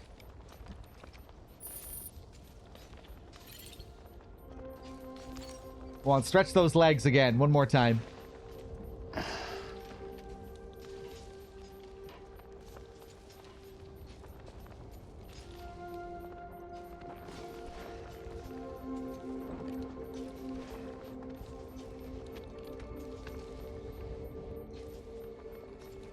Yeah, there we go. I think if you choose to fall asleep during moments like this, he'll just repatriate. I think it's a really bad idea to choose to sleep here. I remember something funny happening on one of my previous playthroughs where we repatriated or something when I tried to sleep outside in the snow.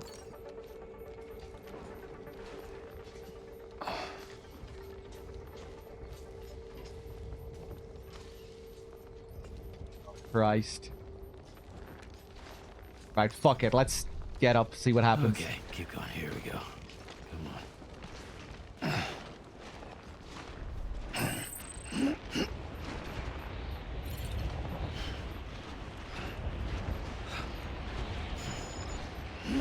I didn't bring any PCCs with me, did I? No.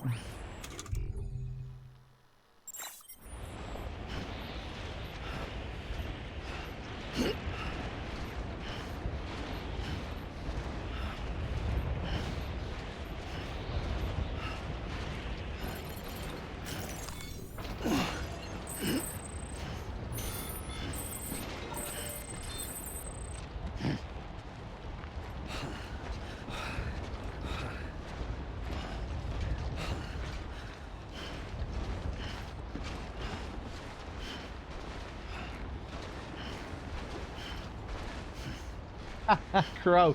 Sometimes this game does make me feel like shit in that way. Now I'm watching Sam do all of this really arduous physical labor. And, you know, sometimes you're kind of feeling it yourself vicariously. You're like, oh, God. You know, but all I'm doing is sitting here with a fucking controller in my hands. It kind of makes me feel guilty.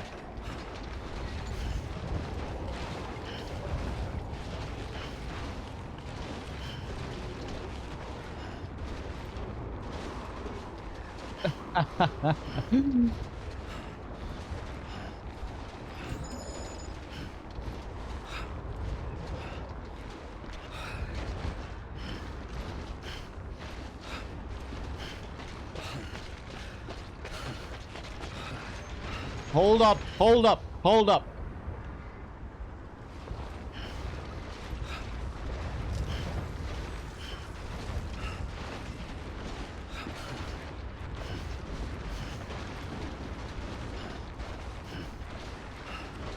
Can't wait to see Sam's feet after this. Keep on keeping on. A little bit of juice the sign gave me there. Whoa. Beginning scan. Scanning bridges ID. Fragile I forgot ES about that. ID. The keep on keeping on signs give you a little chunk of stamina. Cargo verified. They motivate you.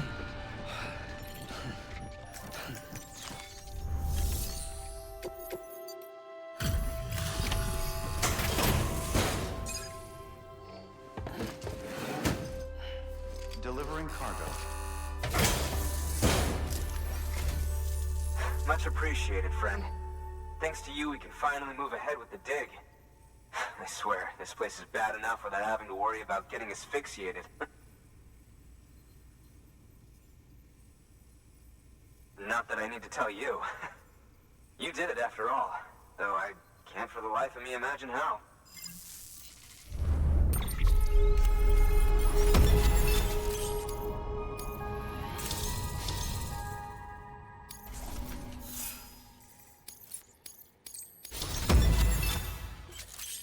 You've been awarded the title of Transporter. Your dedication and resolve are really starting to pay dividends. You can set up the chiral network while I work.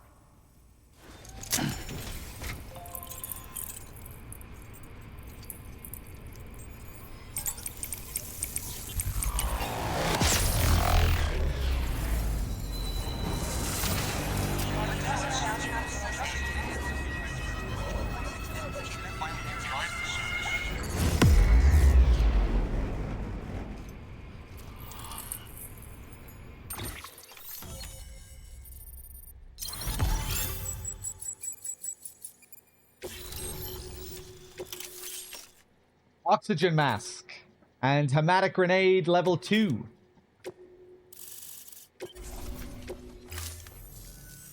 Anyway, as it turns out, Sam Bridges, I have a favor to ask. A local porter was on his way here with something very valuable, but dropped it en route. It's a 200-million-year-old ammonite, which looks, he says, almost as if it were still alive. He apparently stumbled across it in a boulder field, which had previously been hidden beneath a glacier, but that's not the half of it. The man claims this ammonite has an umbilical cord. An umbilical cord. Color me skeptical, but the specimen merits study, and I wasn't about to leave such delicate work to an amateur. So I asked him to carve out the whole surrounding chunk of rock and bring it here to me. Naturally, I wanted to compare it with contemporary specimens in the vicinity, which is why I had him excavate a number of those in addition to the one he told me about. But what does the dumb fuck go and do? He loses the whole shipment. Didn't even have the good sense to mark which container had the ammonite with the umbilical cord. The cargo was supposedly lost in the area to the southwest, where toxic gases have a tendency to build up. Old Mr. Reliable claims his cargo scanner is broken, and there's no way he can recover the shipment. But you could track it down. To protect you against the fumes, I'll provide you with an oxygen mask. Just to be safe. You can pick it up when you accept the order. That fossil could represent an epical discovery. While there are examples of viviparous fish, an ammonite with an umbilical cord is unheard of. And if it is indeed 200 million years old, it would also correspond with the end Triassic extinction, another one of the big five. Could the umbilical cord be connected to the beach? We must recover that cargo at all costs. It could provide a vital clue to the mechanisms underpinning the Death Stranding. We're so close. So very, very close to grasping the true nature of the phenomenon. Hurry, Sam. We cannot risk that ammonite being lost. Good work. All right, let's go get the ammonite. Please access Hold on a second. for further information. I'm just refreshing my stream here because I'm annoyed that I can't see any 7TV emotes today.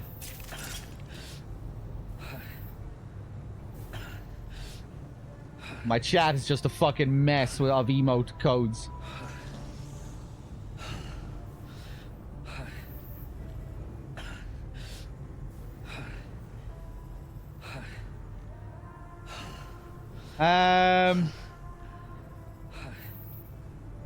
Jesus Christ, Crow.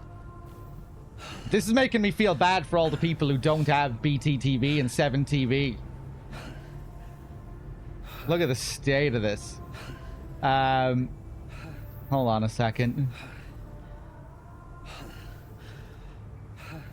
Yeah, I don't know. I'm not seeing any 7TV emotes.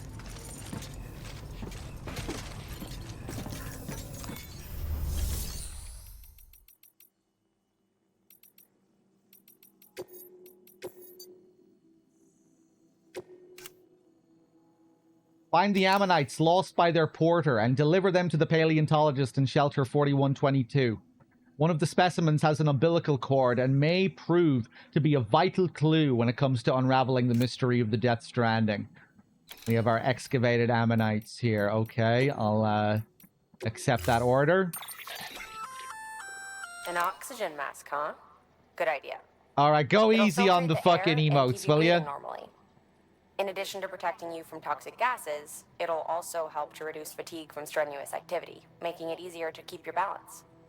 If it didn't have a limited battery life, I'd tell you to keep it on the whole time. But it does, so don't. Thank you.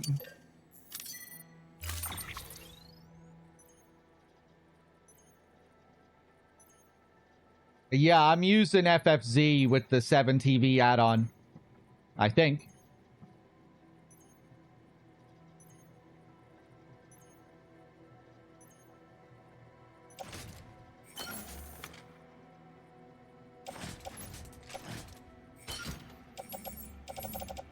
Oh, she gave me one for free as well here.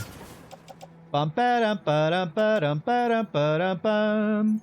Hey, Uranium.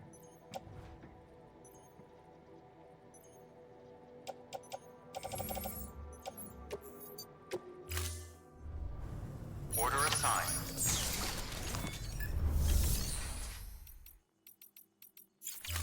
Right. Let's see if there's a private room here. Hey. Beautiful. Just what I need. Actually, let's get some boots first. Yeah, another of the same here. The same Bridges bunker as the last guy.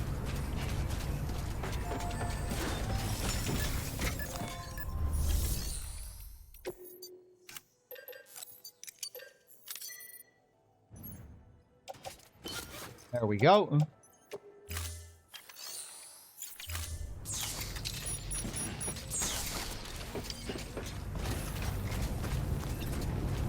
Keep on keeping up. Yeah, you see the web image a lot in this. During the cliff sequences too. What a dirty job.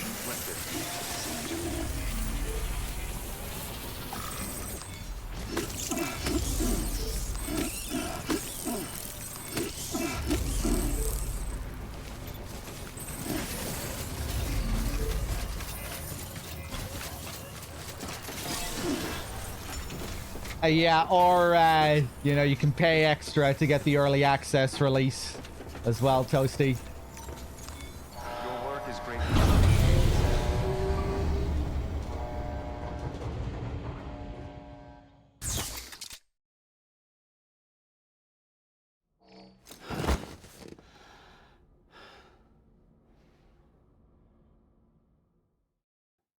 Yeah, I'll be going for the early access.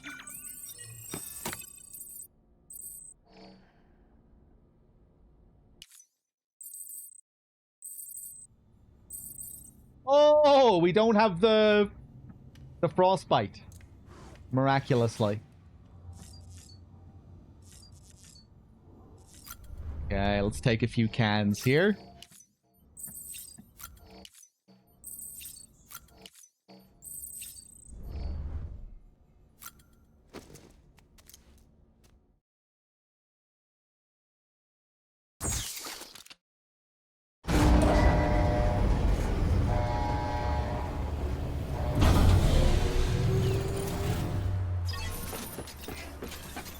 Okay.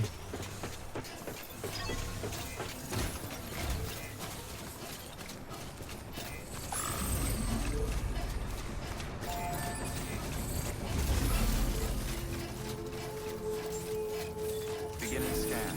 Scan bridges ID. Right, Verifying PNTN. ID. Clear. All weapons will remain locked until departure.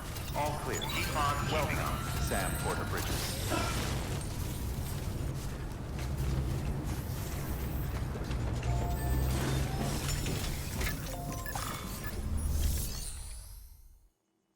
Okay. Hold on a second here. I think I remember something about this order that we can do. Where's the sticky gun? Did I unlock the sticky gun? Oh, no, I didn't. You have to do an optional order to get the sticky gun. Fuck. And we've mainly just been going for the main orders in this playthrough. Ah, crap.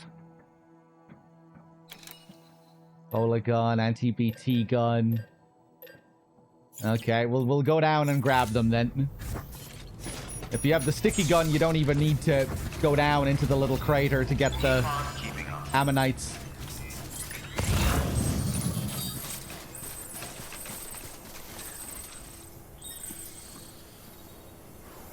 Anybody home? Name's Sam.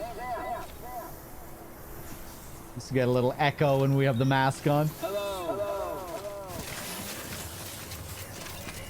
Keep on keeping on. Weapons restrictions lifted.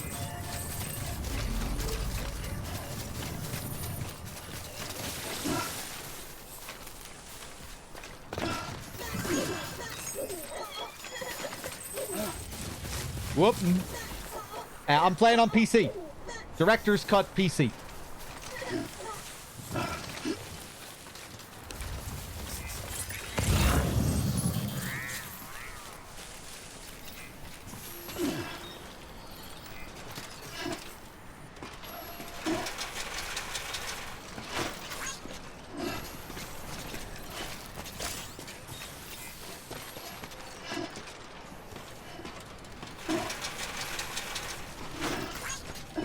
We'll probably switch over a little bit earlier for Half-Life 2 today.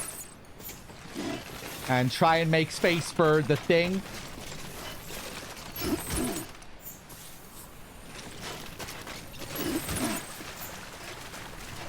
Do a few hours of Half-Life 2, then... Thanks. See if we can finish off the thing. At Reitai. Or however I say your name. Thank you very much for the tier 1.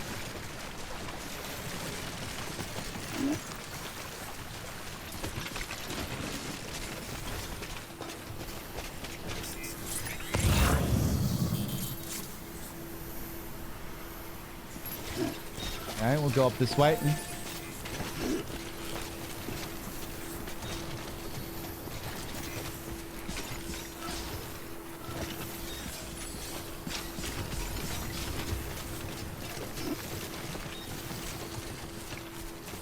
I said it perfectly.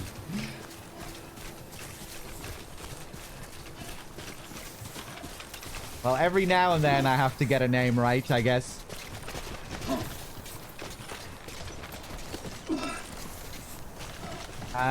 I can just climb up here, can't I? Whoop. Oh! Take it easy.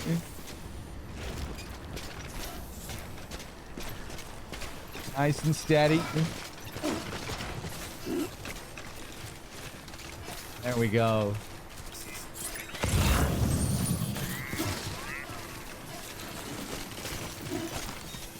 Wonder if they're going to focus more on stuff like this in DS2. Where you have like toxic areas and whatnot. They introduced this as a new mechanic, but they don't really do much with it in the grand scheme of things. The director's cut adds more VOG related deliveries, which are kind of cool. You need to keep track of the packages a bit more. You can't let the containers tear.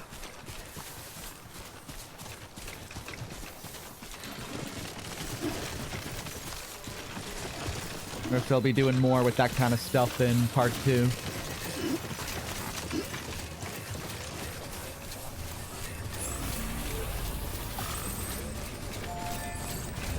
Other than the packages, Futsorio, I don't think so. The oxygen mask still helps with your stamina in the snowy area, so it's the mask at least isn't just built for the one area. It also works along with your thermal pads. Scanning bridges ID. Verifying ID. Clear. All weapons will remain locked until departure. Cargo verified. Thank you. Keep on keeping up. Near the film guy? I don't think so. Maybe there's one. Oh, yeah, you're right. Yeah, there's one little section near the film director as well. Yeah, I remember now. There's a crack there too.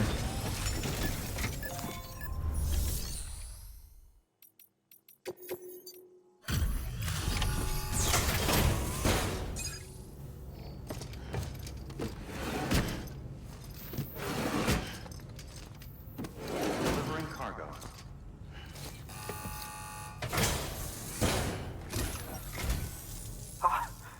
You found it. Let me see. I have to see it. Oh my. It really is immaculately preserved. Uncannily even.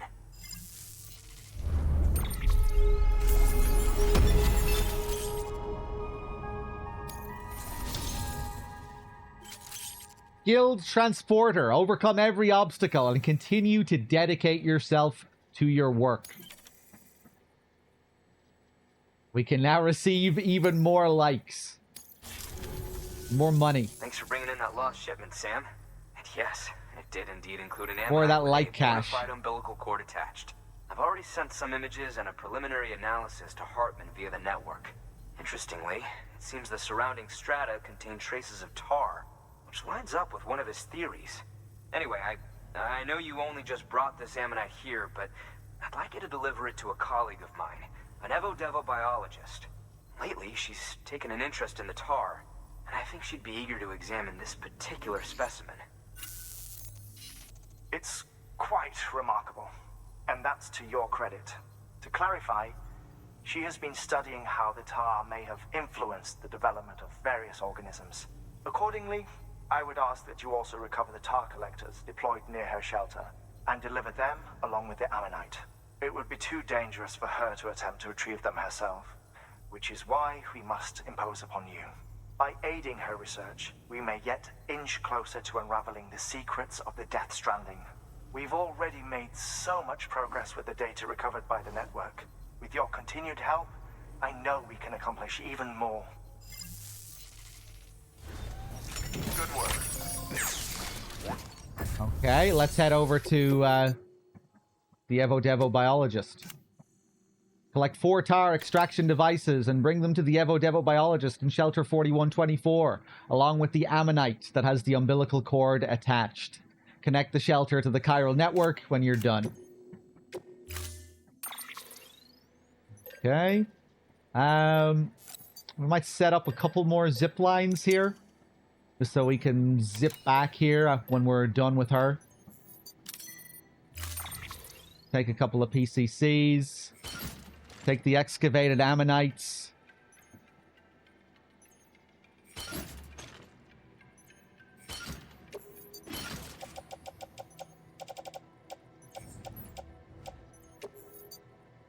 No, Marsden.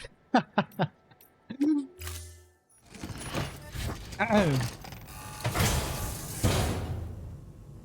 assigned. Even when he passes out in between the scenes earlier, it's not actually 21 minutes. Oh, no, I need anything else. You know, like in the cutscene earlier when he wakes up from his break and he talks to you for a bit before he passes out again. That isn't a 21-minute cutscene before he passes out. It's shorter.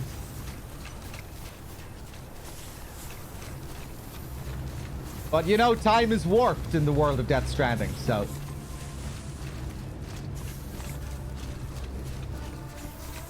We're not perceiving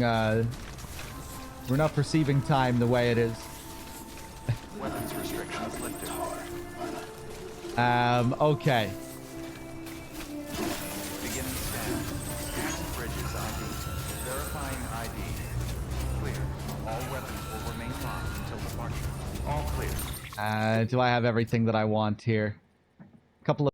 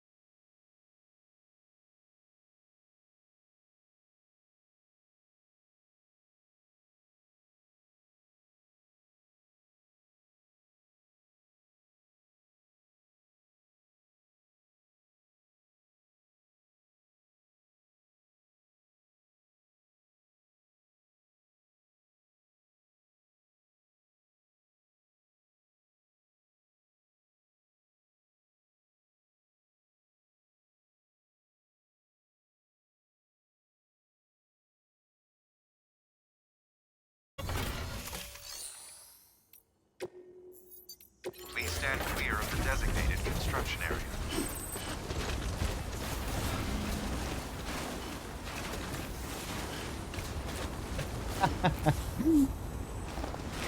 Yeah, I'm surprised Kojima didn't Structure dismantled. ramble about movies or something for 21 minutes. Hold on. Ooh, there's already a player structure up there.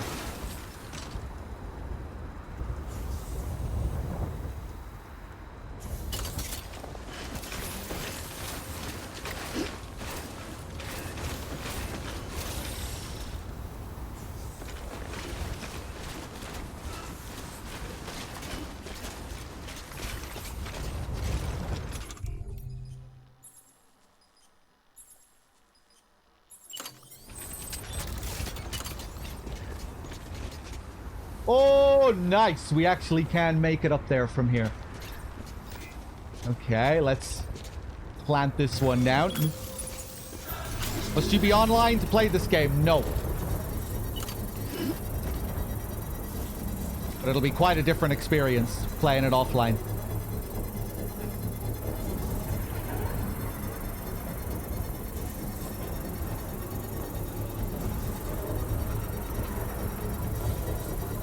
Construction complete.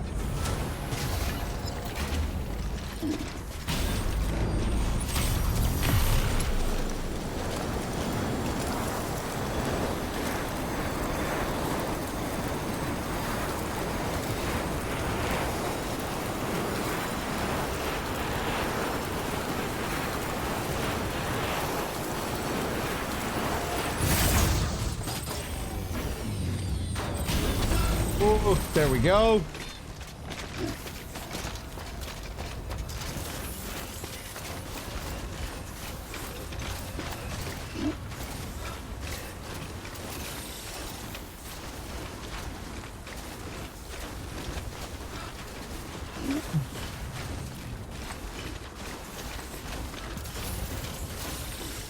Hold on a second here.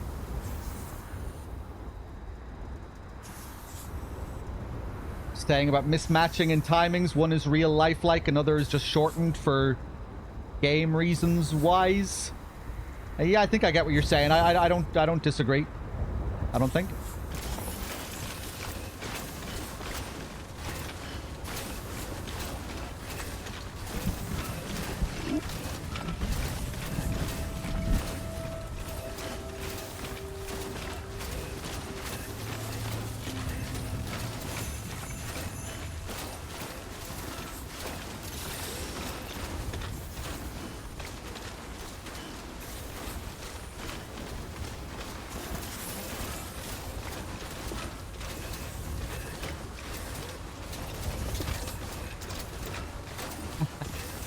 Maybe we'll be able to insert our own music, Paul, for in the PC version. Thanks. Might be able to add Massive B. You know, like customizing your own P-Quad music in MGS5. Maybe we'll be able to add our own music this time.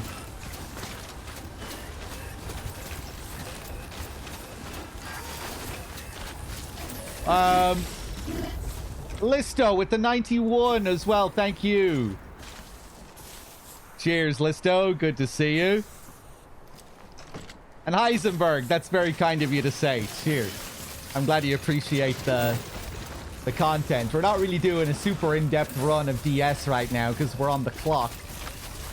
We're kind of speeding through it for the most part. Normally with this game, I like to take my time a lot more.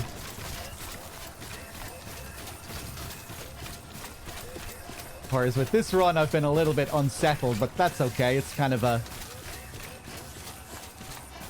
unique run this time.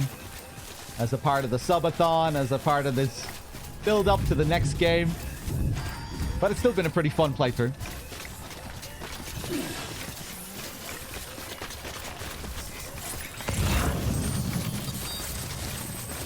Oh, right. Yeah. We have to pick up the rest of the things here. Let's get a refill.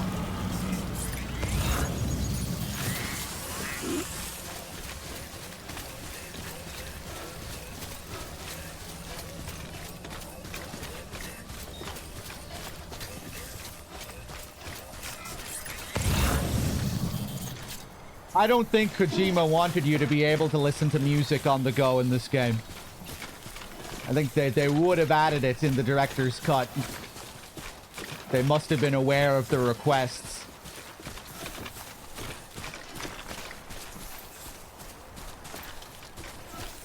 It's interesting to me that Sam has lines of dialogue when you're walking through the world. Like sometimes he'll say, the nice peace and quiet. I think he wanted it to be... He wanted you to be just alone in the world with just the sound of the environment. And I can understand that for the main story of the game, but I think for the post-game, they should have added the ability to listen to music on the go. I think it definitely makes sense for the bulk of the game for you to not have access to a Walkman-like thing, especially with the needle drops, you know, the music coming in at very specific places. You'd be, you know, you'd disrupt those moments. Or, you know, it would just be a bit too much, like having overlapping music or what have you. You can kind of see why they wouldn't have wanted to include it for the main story of the game. But yeah, I guess we'll see in DS2. Maybe in DS2 he'll cave and he'll give us a Walkman for the post game at least.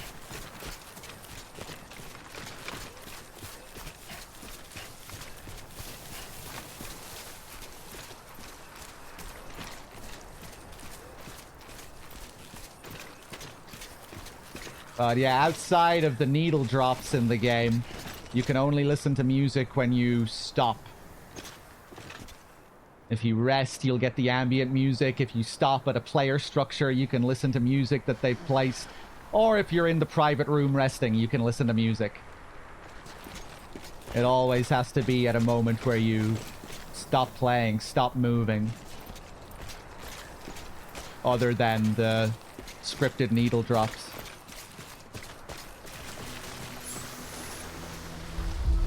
The recharging spring. Our electrified hot spring here. Due to the presence of nearby subterranean tar deposit, the mineral-rich sediment of the spring carries a harmless electrical charge, capable of replenishing depleted batteries. While it's commonly accepted that the bathing here is beneficial to general health and recovery, visitors are encouraged to exercise caution when immersing batteries in water.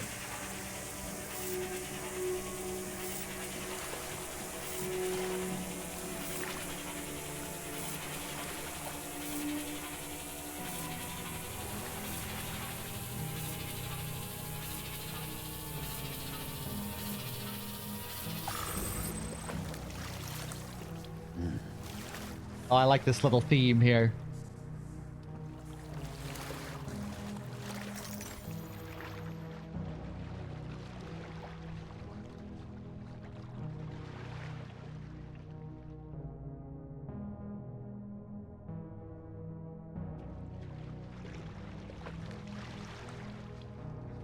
So zen.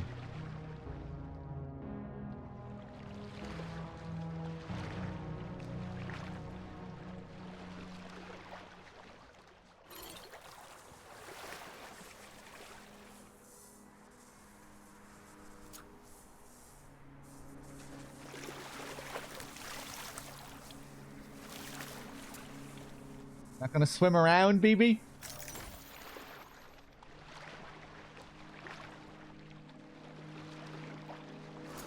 What do you press to sing? The touchpad. Same as when you're just relaxing normally in the game, you know, when you sit down on the ground. If you press the touchpad, Sam will whistle. You know, it's usually his command to call out, to shout. I'm Sam! Keep on keeping on. You know, you press the... That's his speaking button. And it's also his singing button, his whistling button. When you take a rest. Or your harmonica button, if you have the harmonica.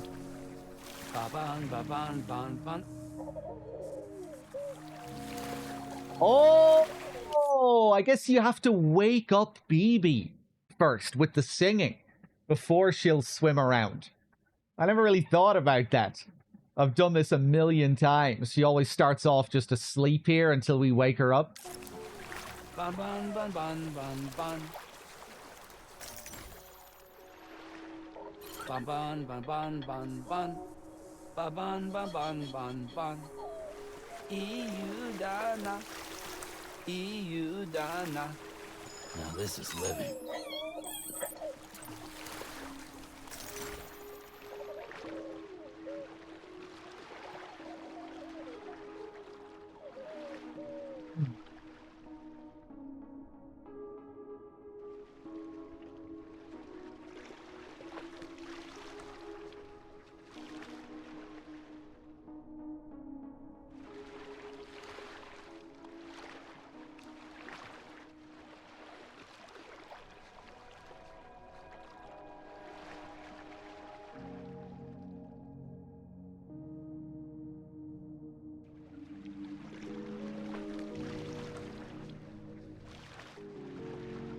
Back to sleep?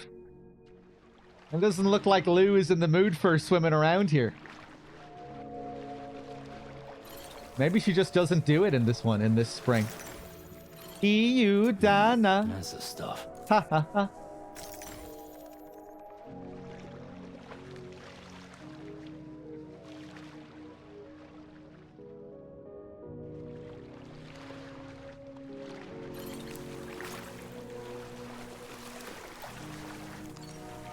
All right, let's hit the road.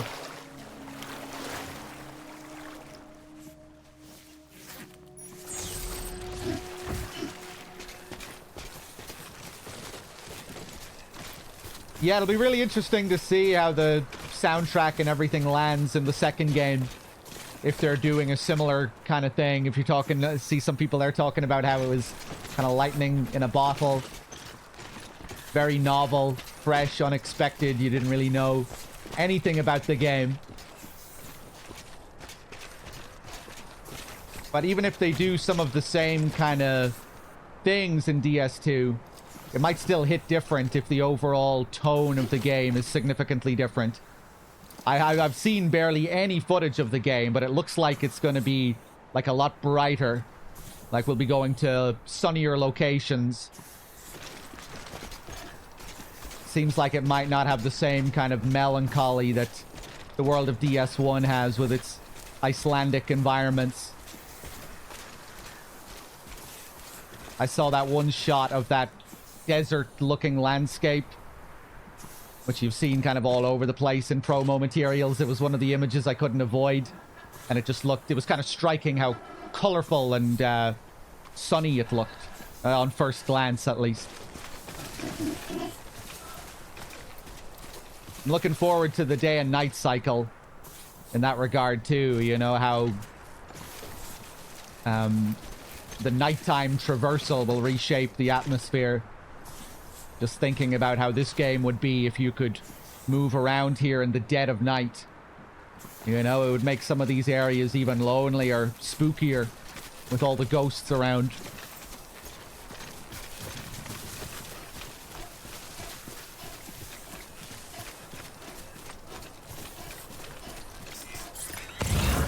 Okay.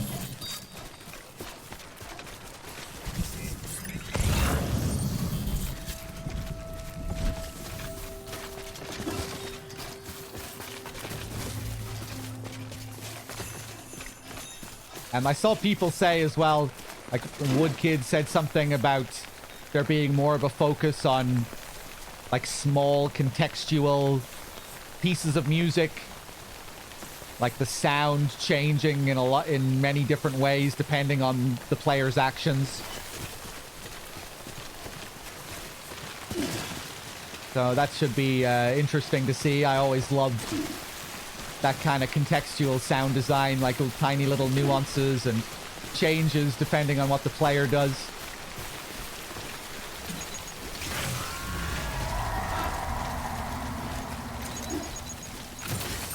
Makes me think of MGS2, you know, and during some of those sequences in MGS2 where the music will subtly change depending on where the player is in the environment, or if they're wearing the enemy uniform versus not wearing the enemy uniform, hiding behind the wall during the Olga fight, things like that. Twilight sniping when you're under the water versus above the water.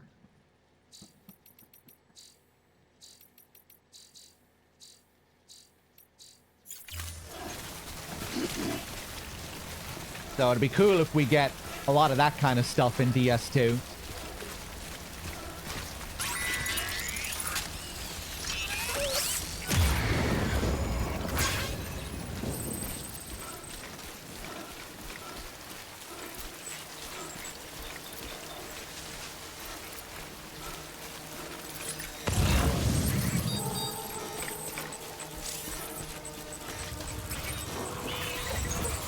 Whoop. Let's take it easy here.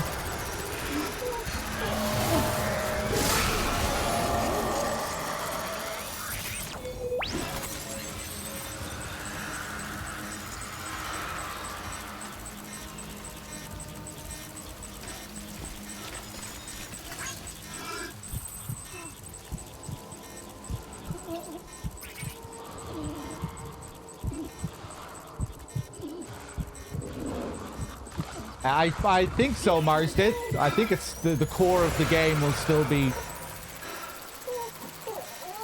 about deliveries, traversal, delivery management. Nerve with the 23, thank you. But also with a greater focus on combat.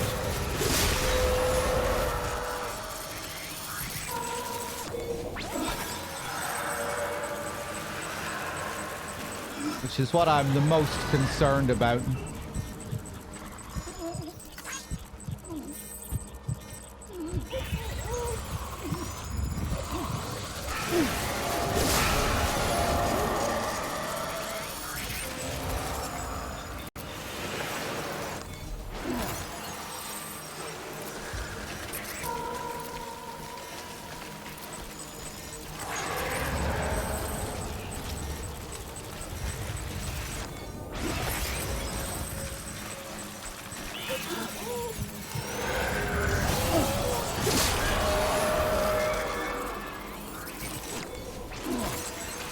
Ooh, there's the big boy.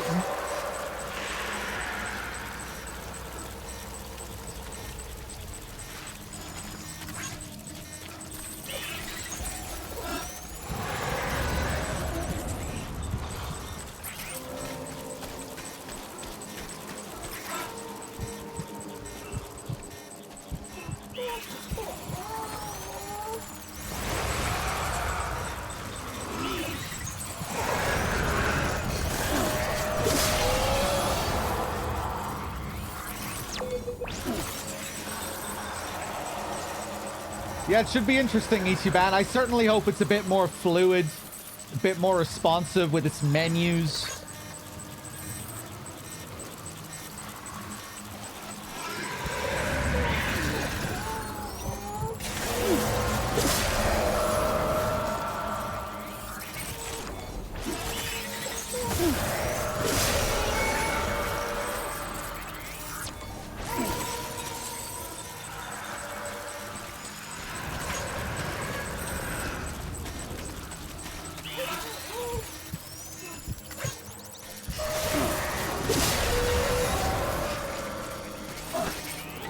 Regarding BTs as well, like I have no idea.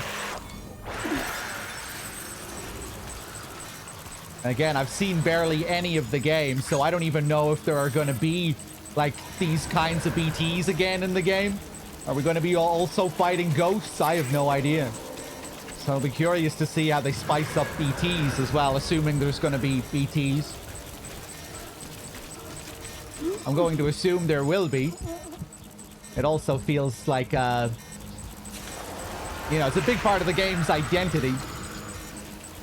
The core traversal, delivery aspect, the BTs. The, you know, strange creatures.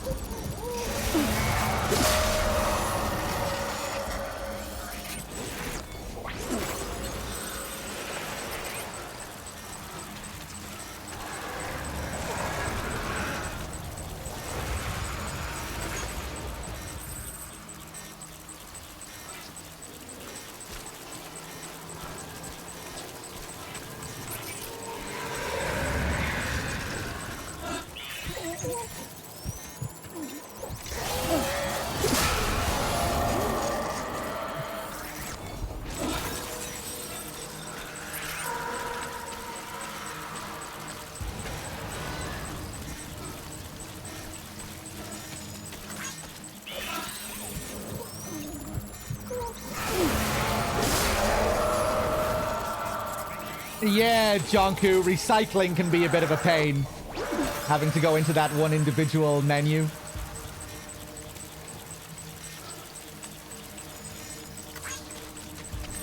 I hope these menus here are just a bit faster. Like you hold left. Whoop. For the cliff sequences, it can be a real pain. When you when you're feeling encouraged to move faster during those moments, but you're still you come out of a menu and you want to open another menu straight away, but you have to wait for this second. It can feel kind of cumbersome and sluggish when you're in more fast-paced sequences.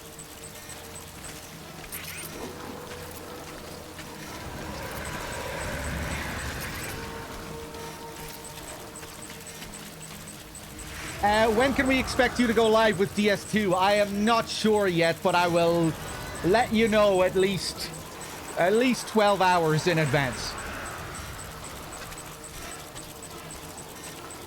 At least 12 or 8 hours in advance.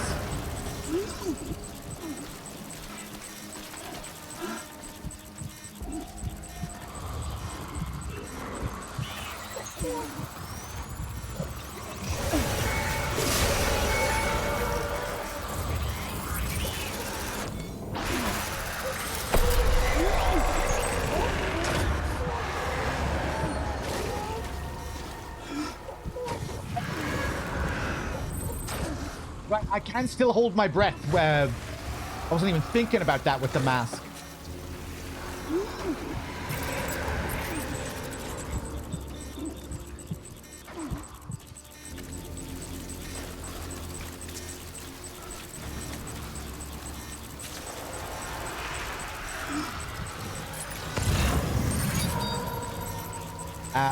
Right, how about we actually focus on the task here and pick up this stuff.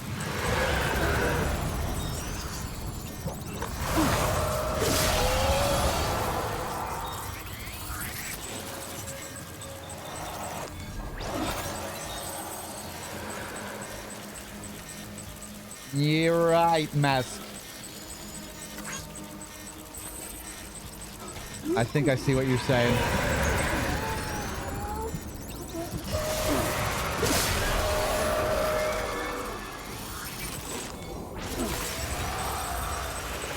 Yeah, I kind of wish we had a bit more inventory porn with how we arrange the packages instead of just like auto sorting.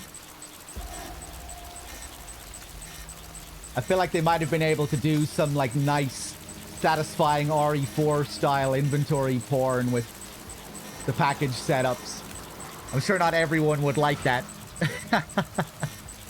But I think I might have enjoyed that.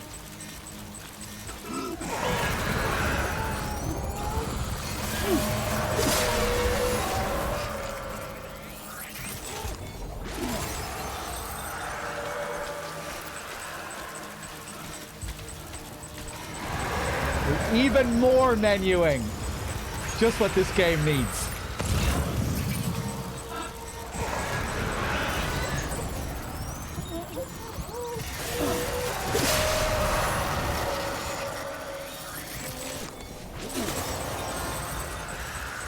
I'm not reading that paragraph, Vintilux. Sorry. I want to be blind. Again, I'm okay with being spoiled on certain things as well, though, but I'm not going to go out of my way to read this stuff. Like, people can talk about the trailers and stuff that's in the, you know, stuff that's been shown. I don't mind seeing things here and there, but I'm not going to go out of my way to read this stuff either.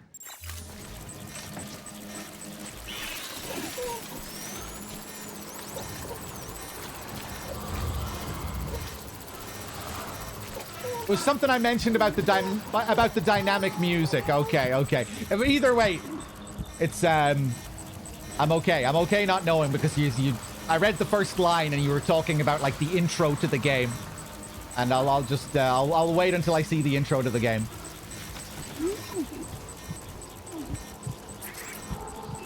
I'll see whatever you're talking about when I play the intro to the game myself.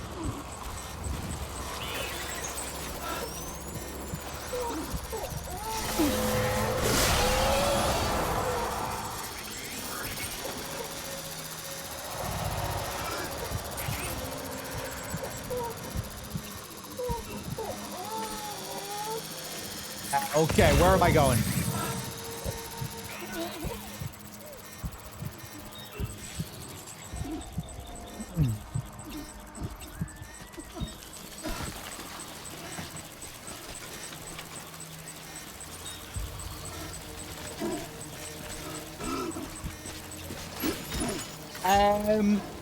Greg's. No, I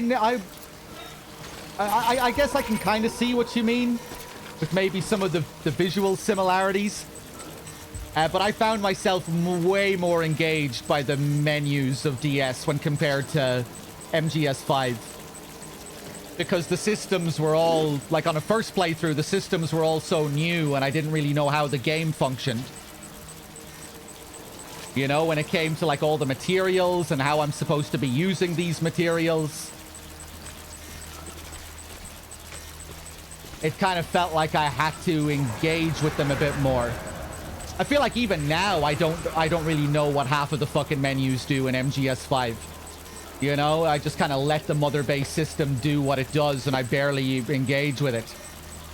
But in DS, I kind of feel like I have to engage with it a bit more, and like all the materials are spread across all these different facilities and you need to think about, you know, all the different amounts that are at the different facilities a bit more.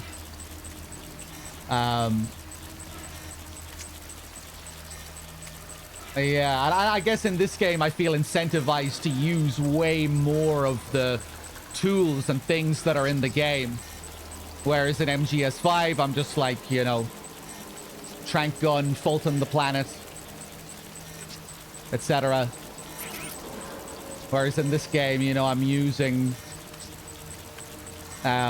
more of the structures and things that are in the game, thinking about how to balance my resources and how to use my resources a bit more. The resources just kind of became meaningless to me in MGS5.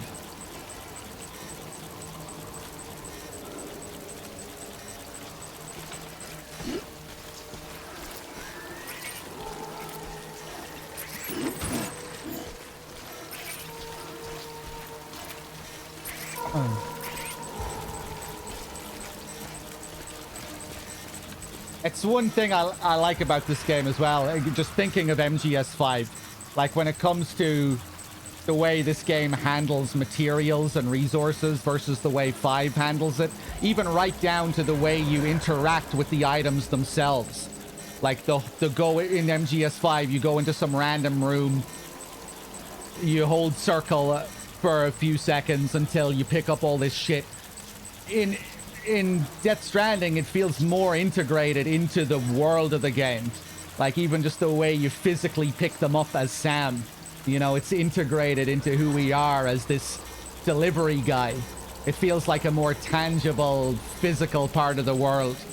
That just kind of makes more sense to me than having all these fucking materials scattered around everywhere in the world of the Phantom Pain. Random diamonds located in all these random shacks and all over your base and whatnot.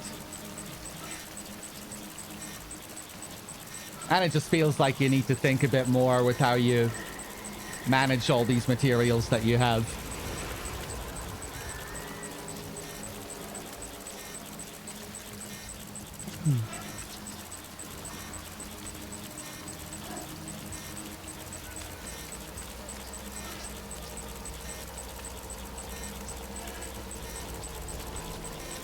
I guess another way to put it might be, it just feels like the grind of this game fits with the work sim theming that it has. More than the grind of 5, where, I don't know, I just don't really enjoy Fultoning everything in 5. I don't really like the Fulton grind of 5, the collectathon open world style of 5. All of that just feels much better integrated into the world of Death Stranding. You know, it suits what you're doing and what your job is in this game. Feels more tangible.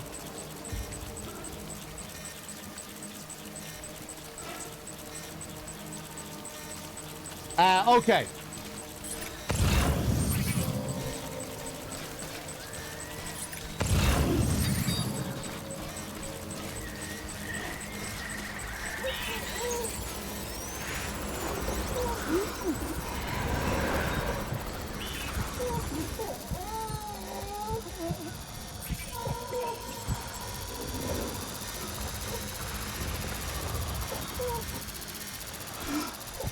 Get rid of these boys here.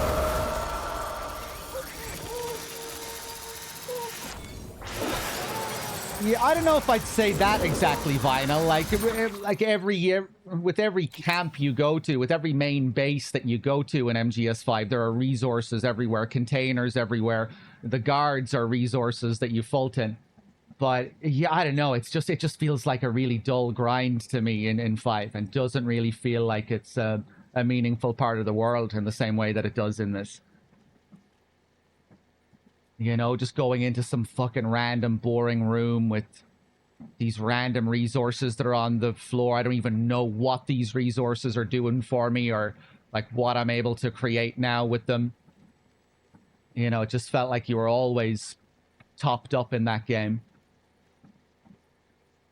Like, you never really needed to think about them.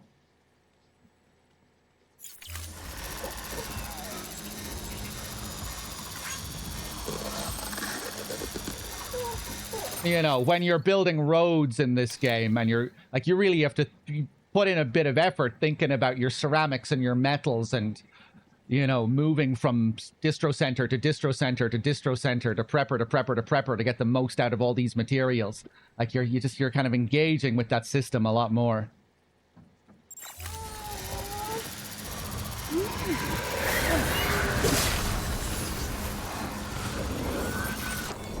It doesn't all feel as automated.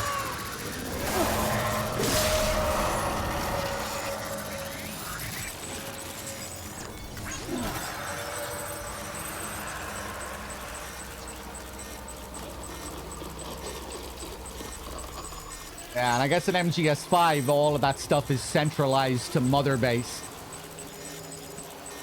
In DS, you know, it's scattered. All of your resources are tied to the individual preppers, the individual distro centers.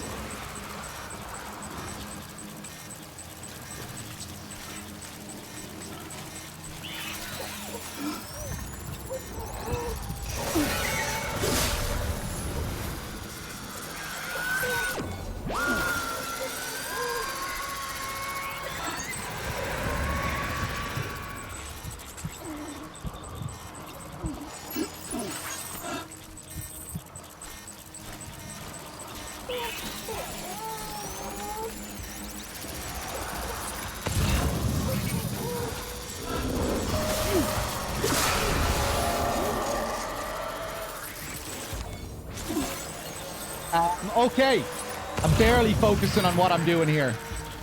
I have one more extraction device over there to grab. And another one there. And that's it, I think. The big boys don't have an umbilical cord that you can chop, so I'm just going to leave those there.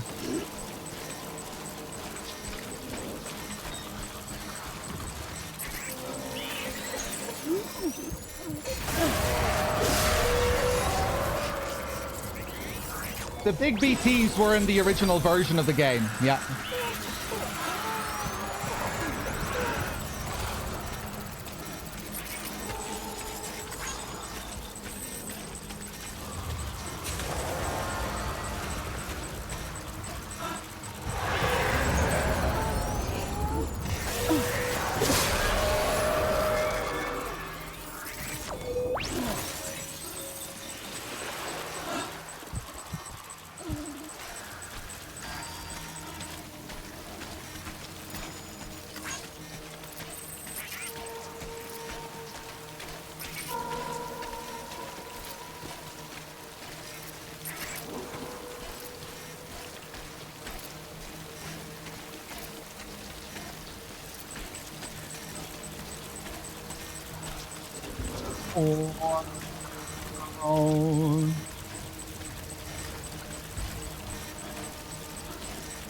Okay.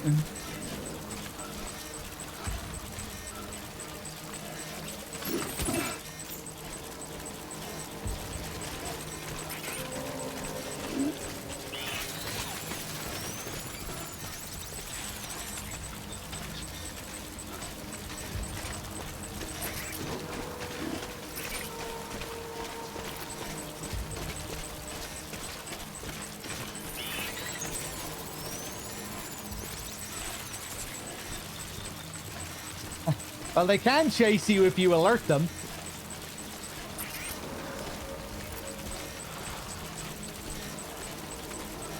And they'll chase you.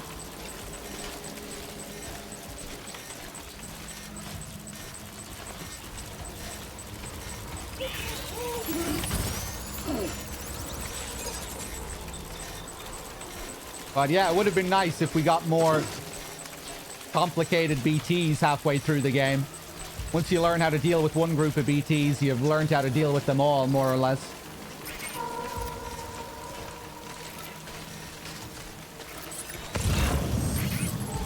Okay. Up to the Evo Devo biologist, finally. Where am I going?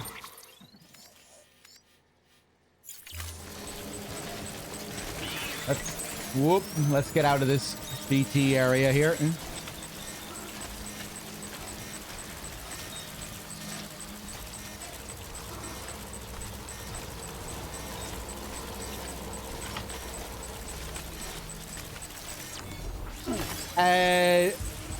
Oh, you mean like a Hitman coin mechanic? Like a distraction mechanic to just send them off looking for you in the wrong direction? That's what you mean? I think Sam's grenades kind of function like that, like his low-level bodily fluid grenades. I think some of those bodily fluid grenades work as distractions. You know, where you can't kill them, but you'll like... You know, you'll send them over to Sam's scent. Yeah, the EX grenades do that.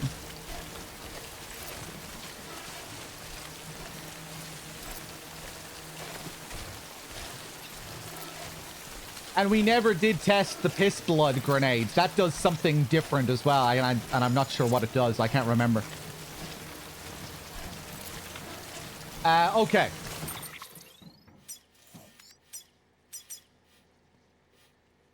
She's quite a way up here.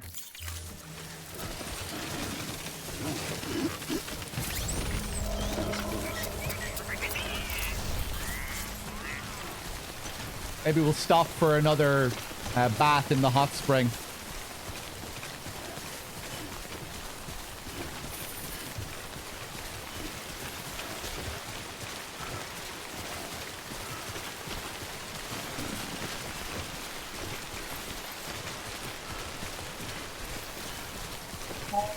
Vinyl, what are you saying here? People are going into Death Stranding streams, spoiling Death Stranding 2?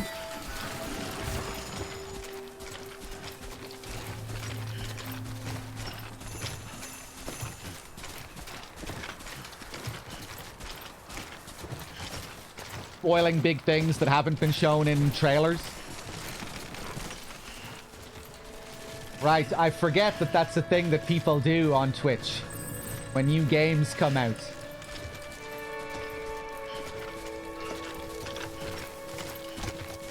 Yeah. It's, gonna have to be careful.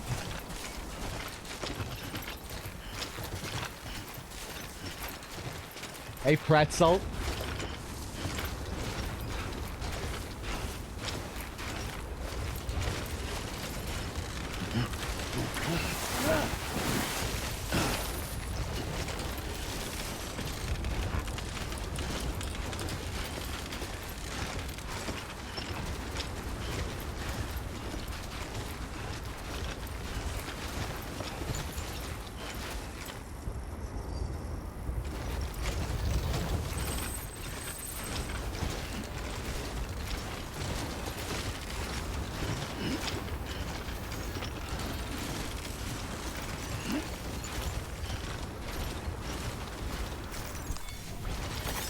There we go.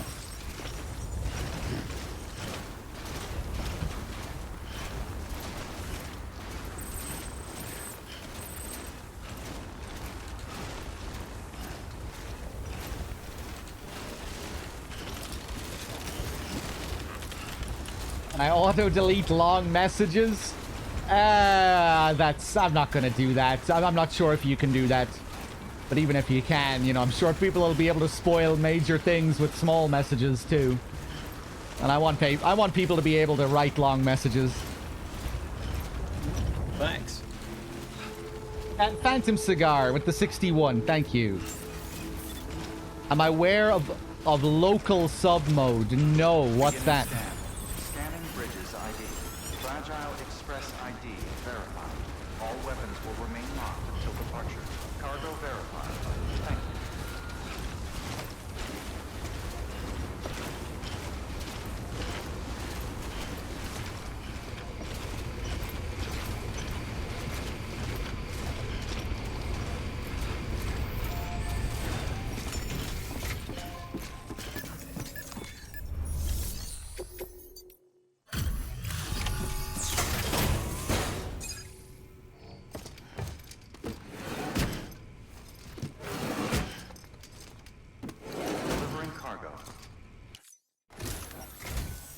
I'm impressed, Sam.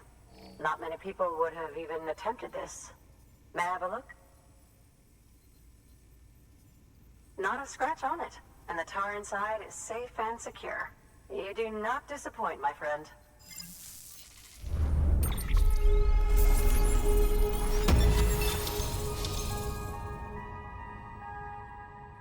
Local sub is not 100% secure since a lot of people get gifted subs, but it makes... Is it just the same as sub mode? Like where only subs can talk in the chat? What are non-local subs?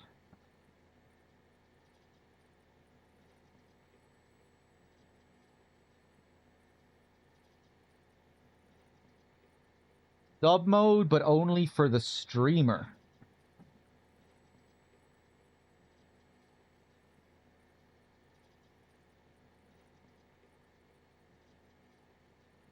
What? I'm too stupid to understand this. Who gets to type in the chat?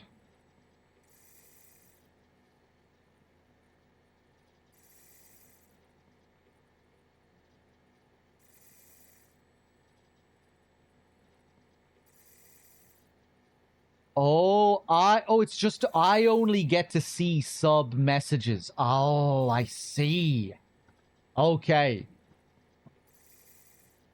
It just filters out messages. You guys will be seeing all the messages in chat, but I'll only be seeing messages from subs. Can you guys do the same?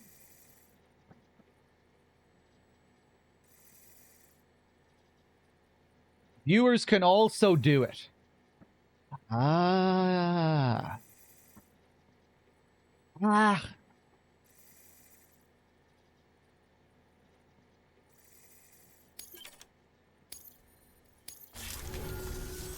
Now, connect me to the chiral network. That's where my studies will truly begin.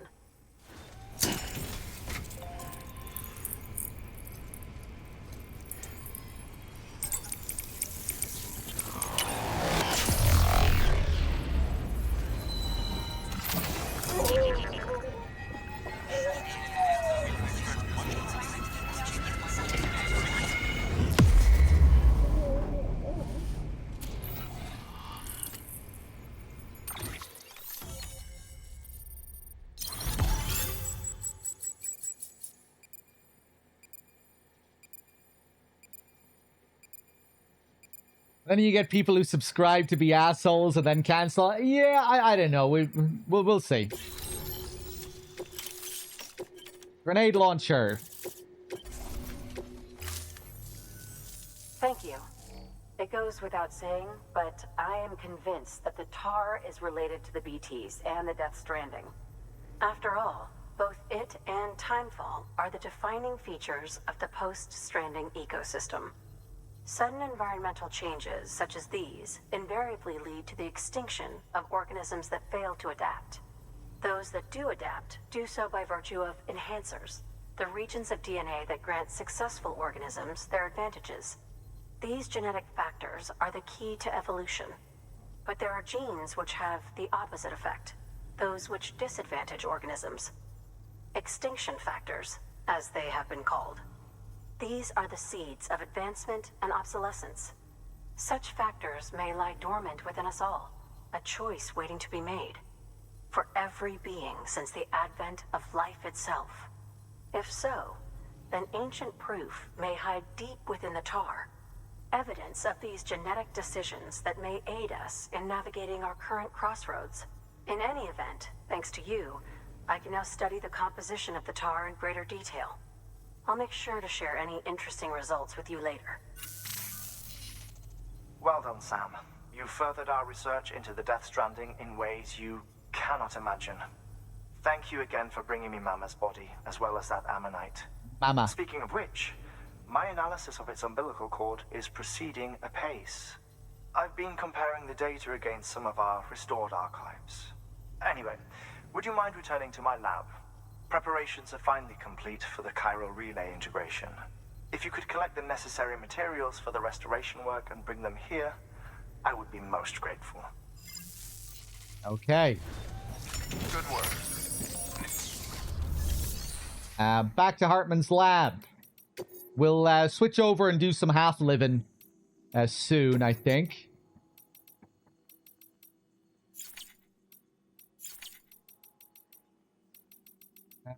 Any main orders? Nope. Let me get a couple of PCCs from you here.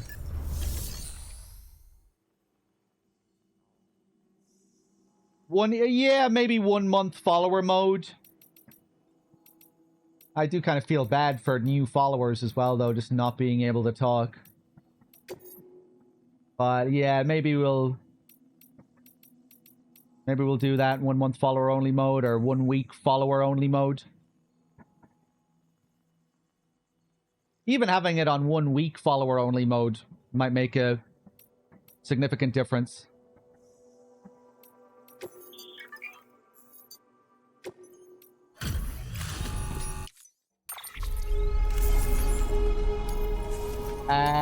Oh, I don't know what I did there. Entrusted cargo. Give me a couple of PCCs here, will you? There we go. Let's schlap these in the private locker.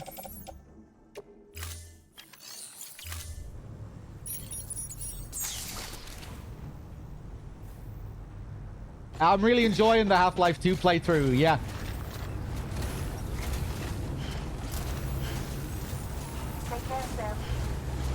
It's been a blast so far. We have Nova Prospect coming up today, I think. Where we ended just outside, like 5 minutes away, or a couple of minutes away. So I'm looking forward to seeing this area that they've been building up for a while.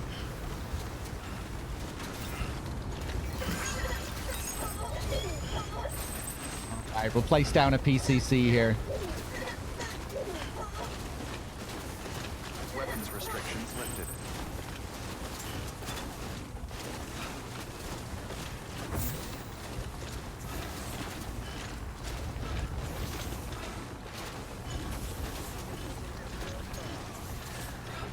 Maybe I'll just plant it right here.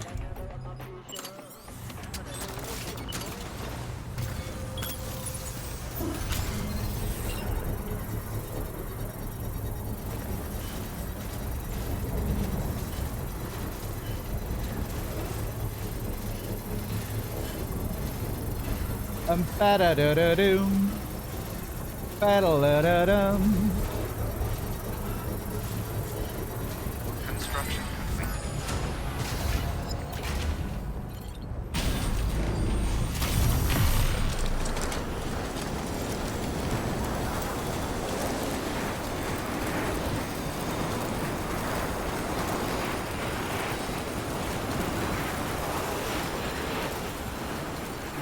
Thanks.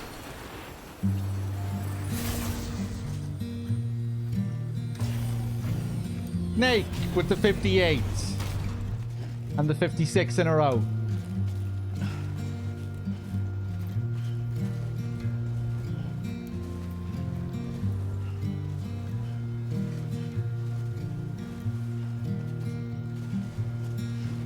All right, I'll go for a stroll then, the rest of the way.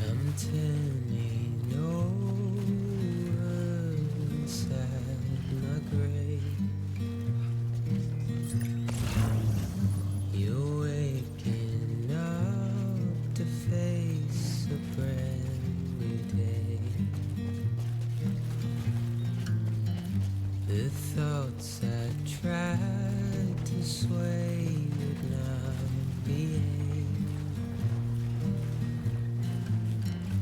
I'm waiting for you to be later. Wait, wait.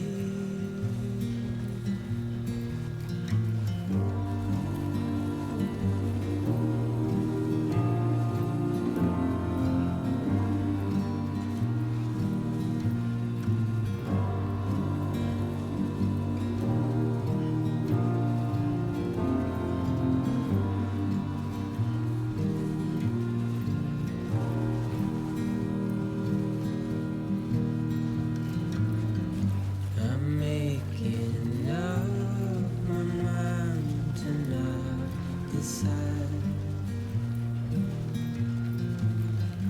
You're living up to your hollow disguise.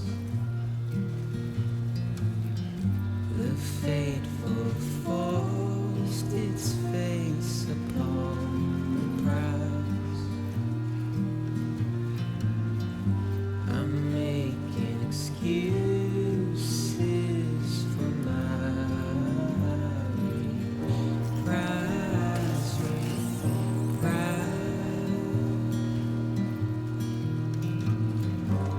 Thanks.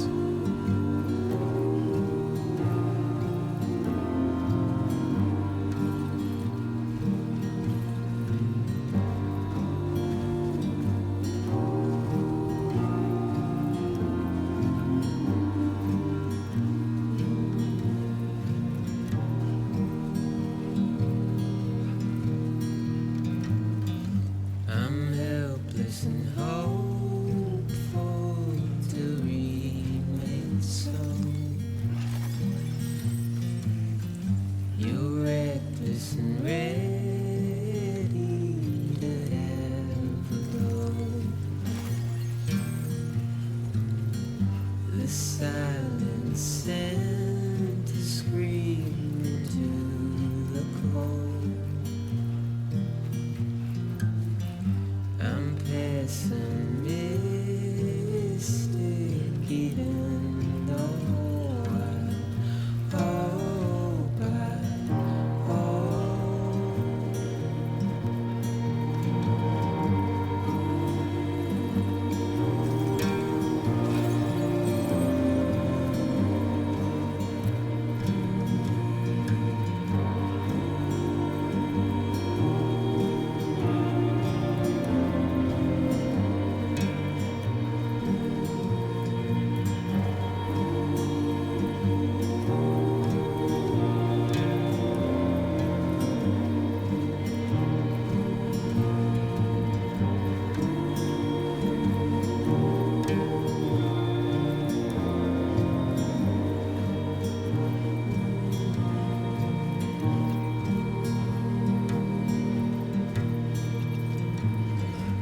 I'm turning over inside my grave. I'm waiting for you to be later. Wait, wait.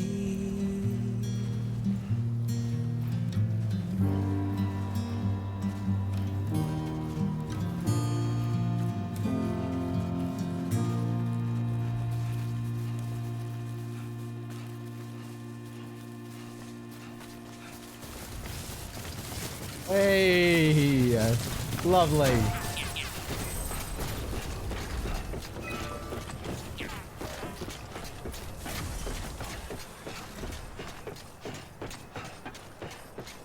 Beautiful.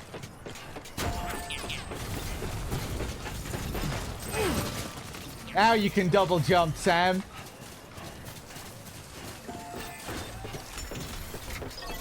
All right. Let's get a rest here, shall we? Not all of these sequences will get muted. I think it was worse when the game first launched.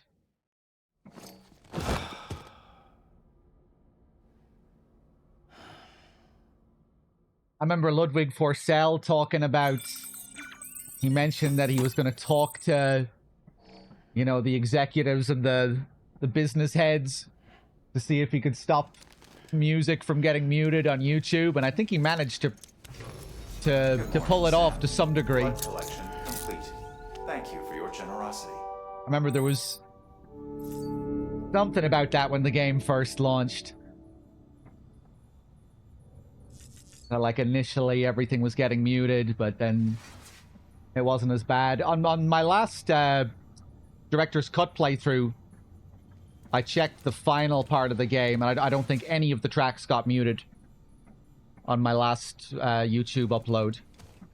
Or at least for the final part of my last YouTube upload. But yeah, I guess some songs will get muted, some of them won't.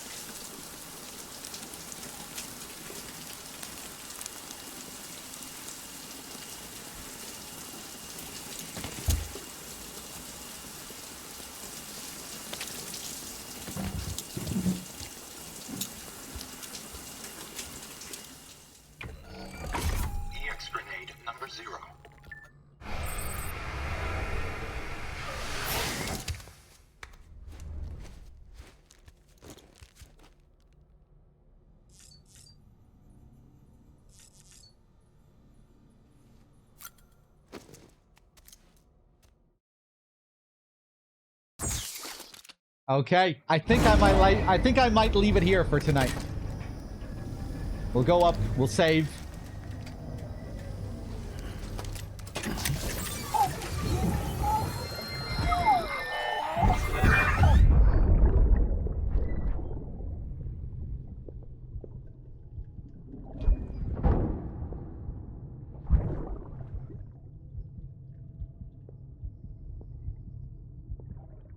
I think we got this one already.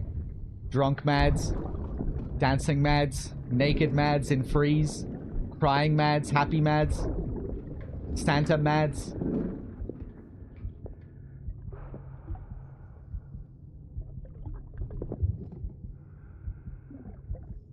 Smoking Mads. Fuck, idiot.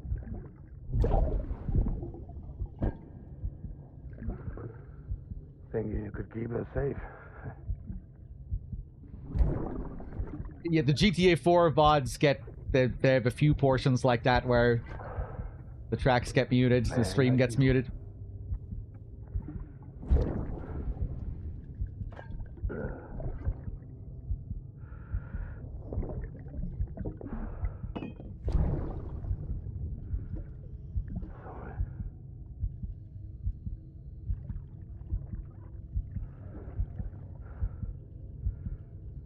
I'd put on that bet.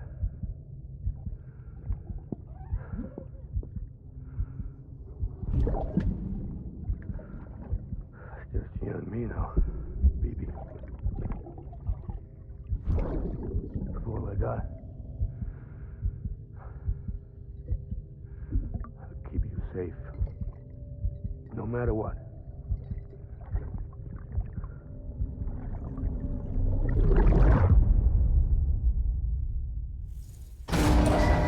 You're a bit of a fuck-up, Cliff, by the looks of things. I don't know if I believe you. Let's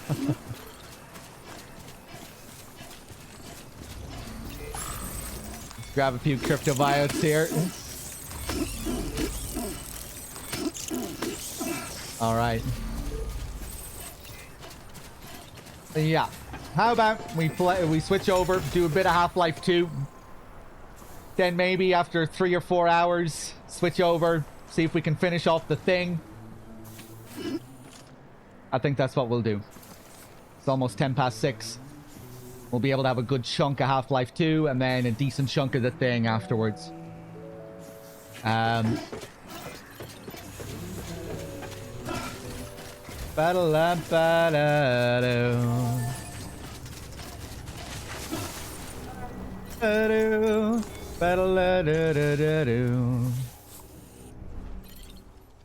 Yeah, okay, guys, I'm gonna play some tunes for 10 or 15 minutes, change the title.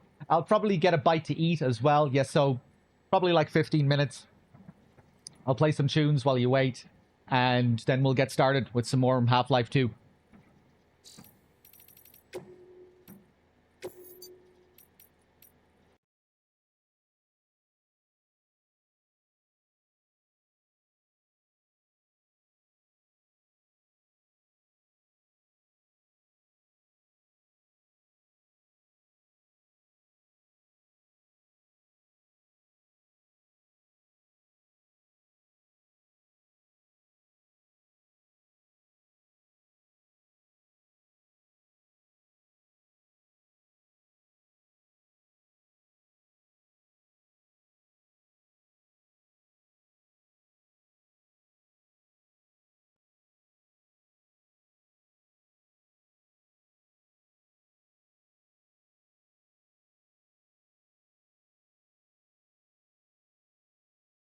We have a situation. He's packing.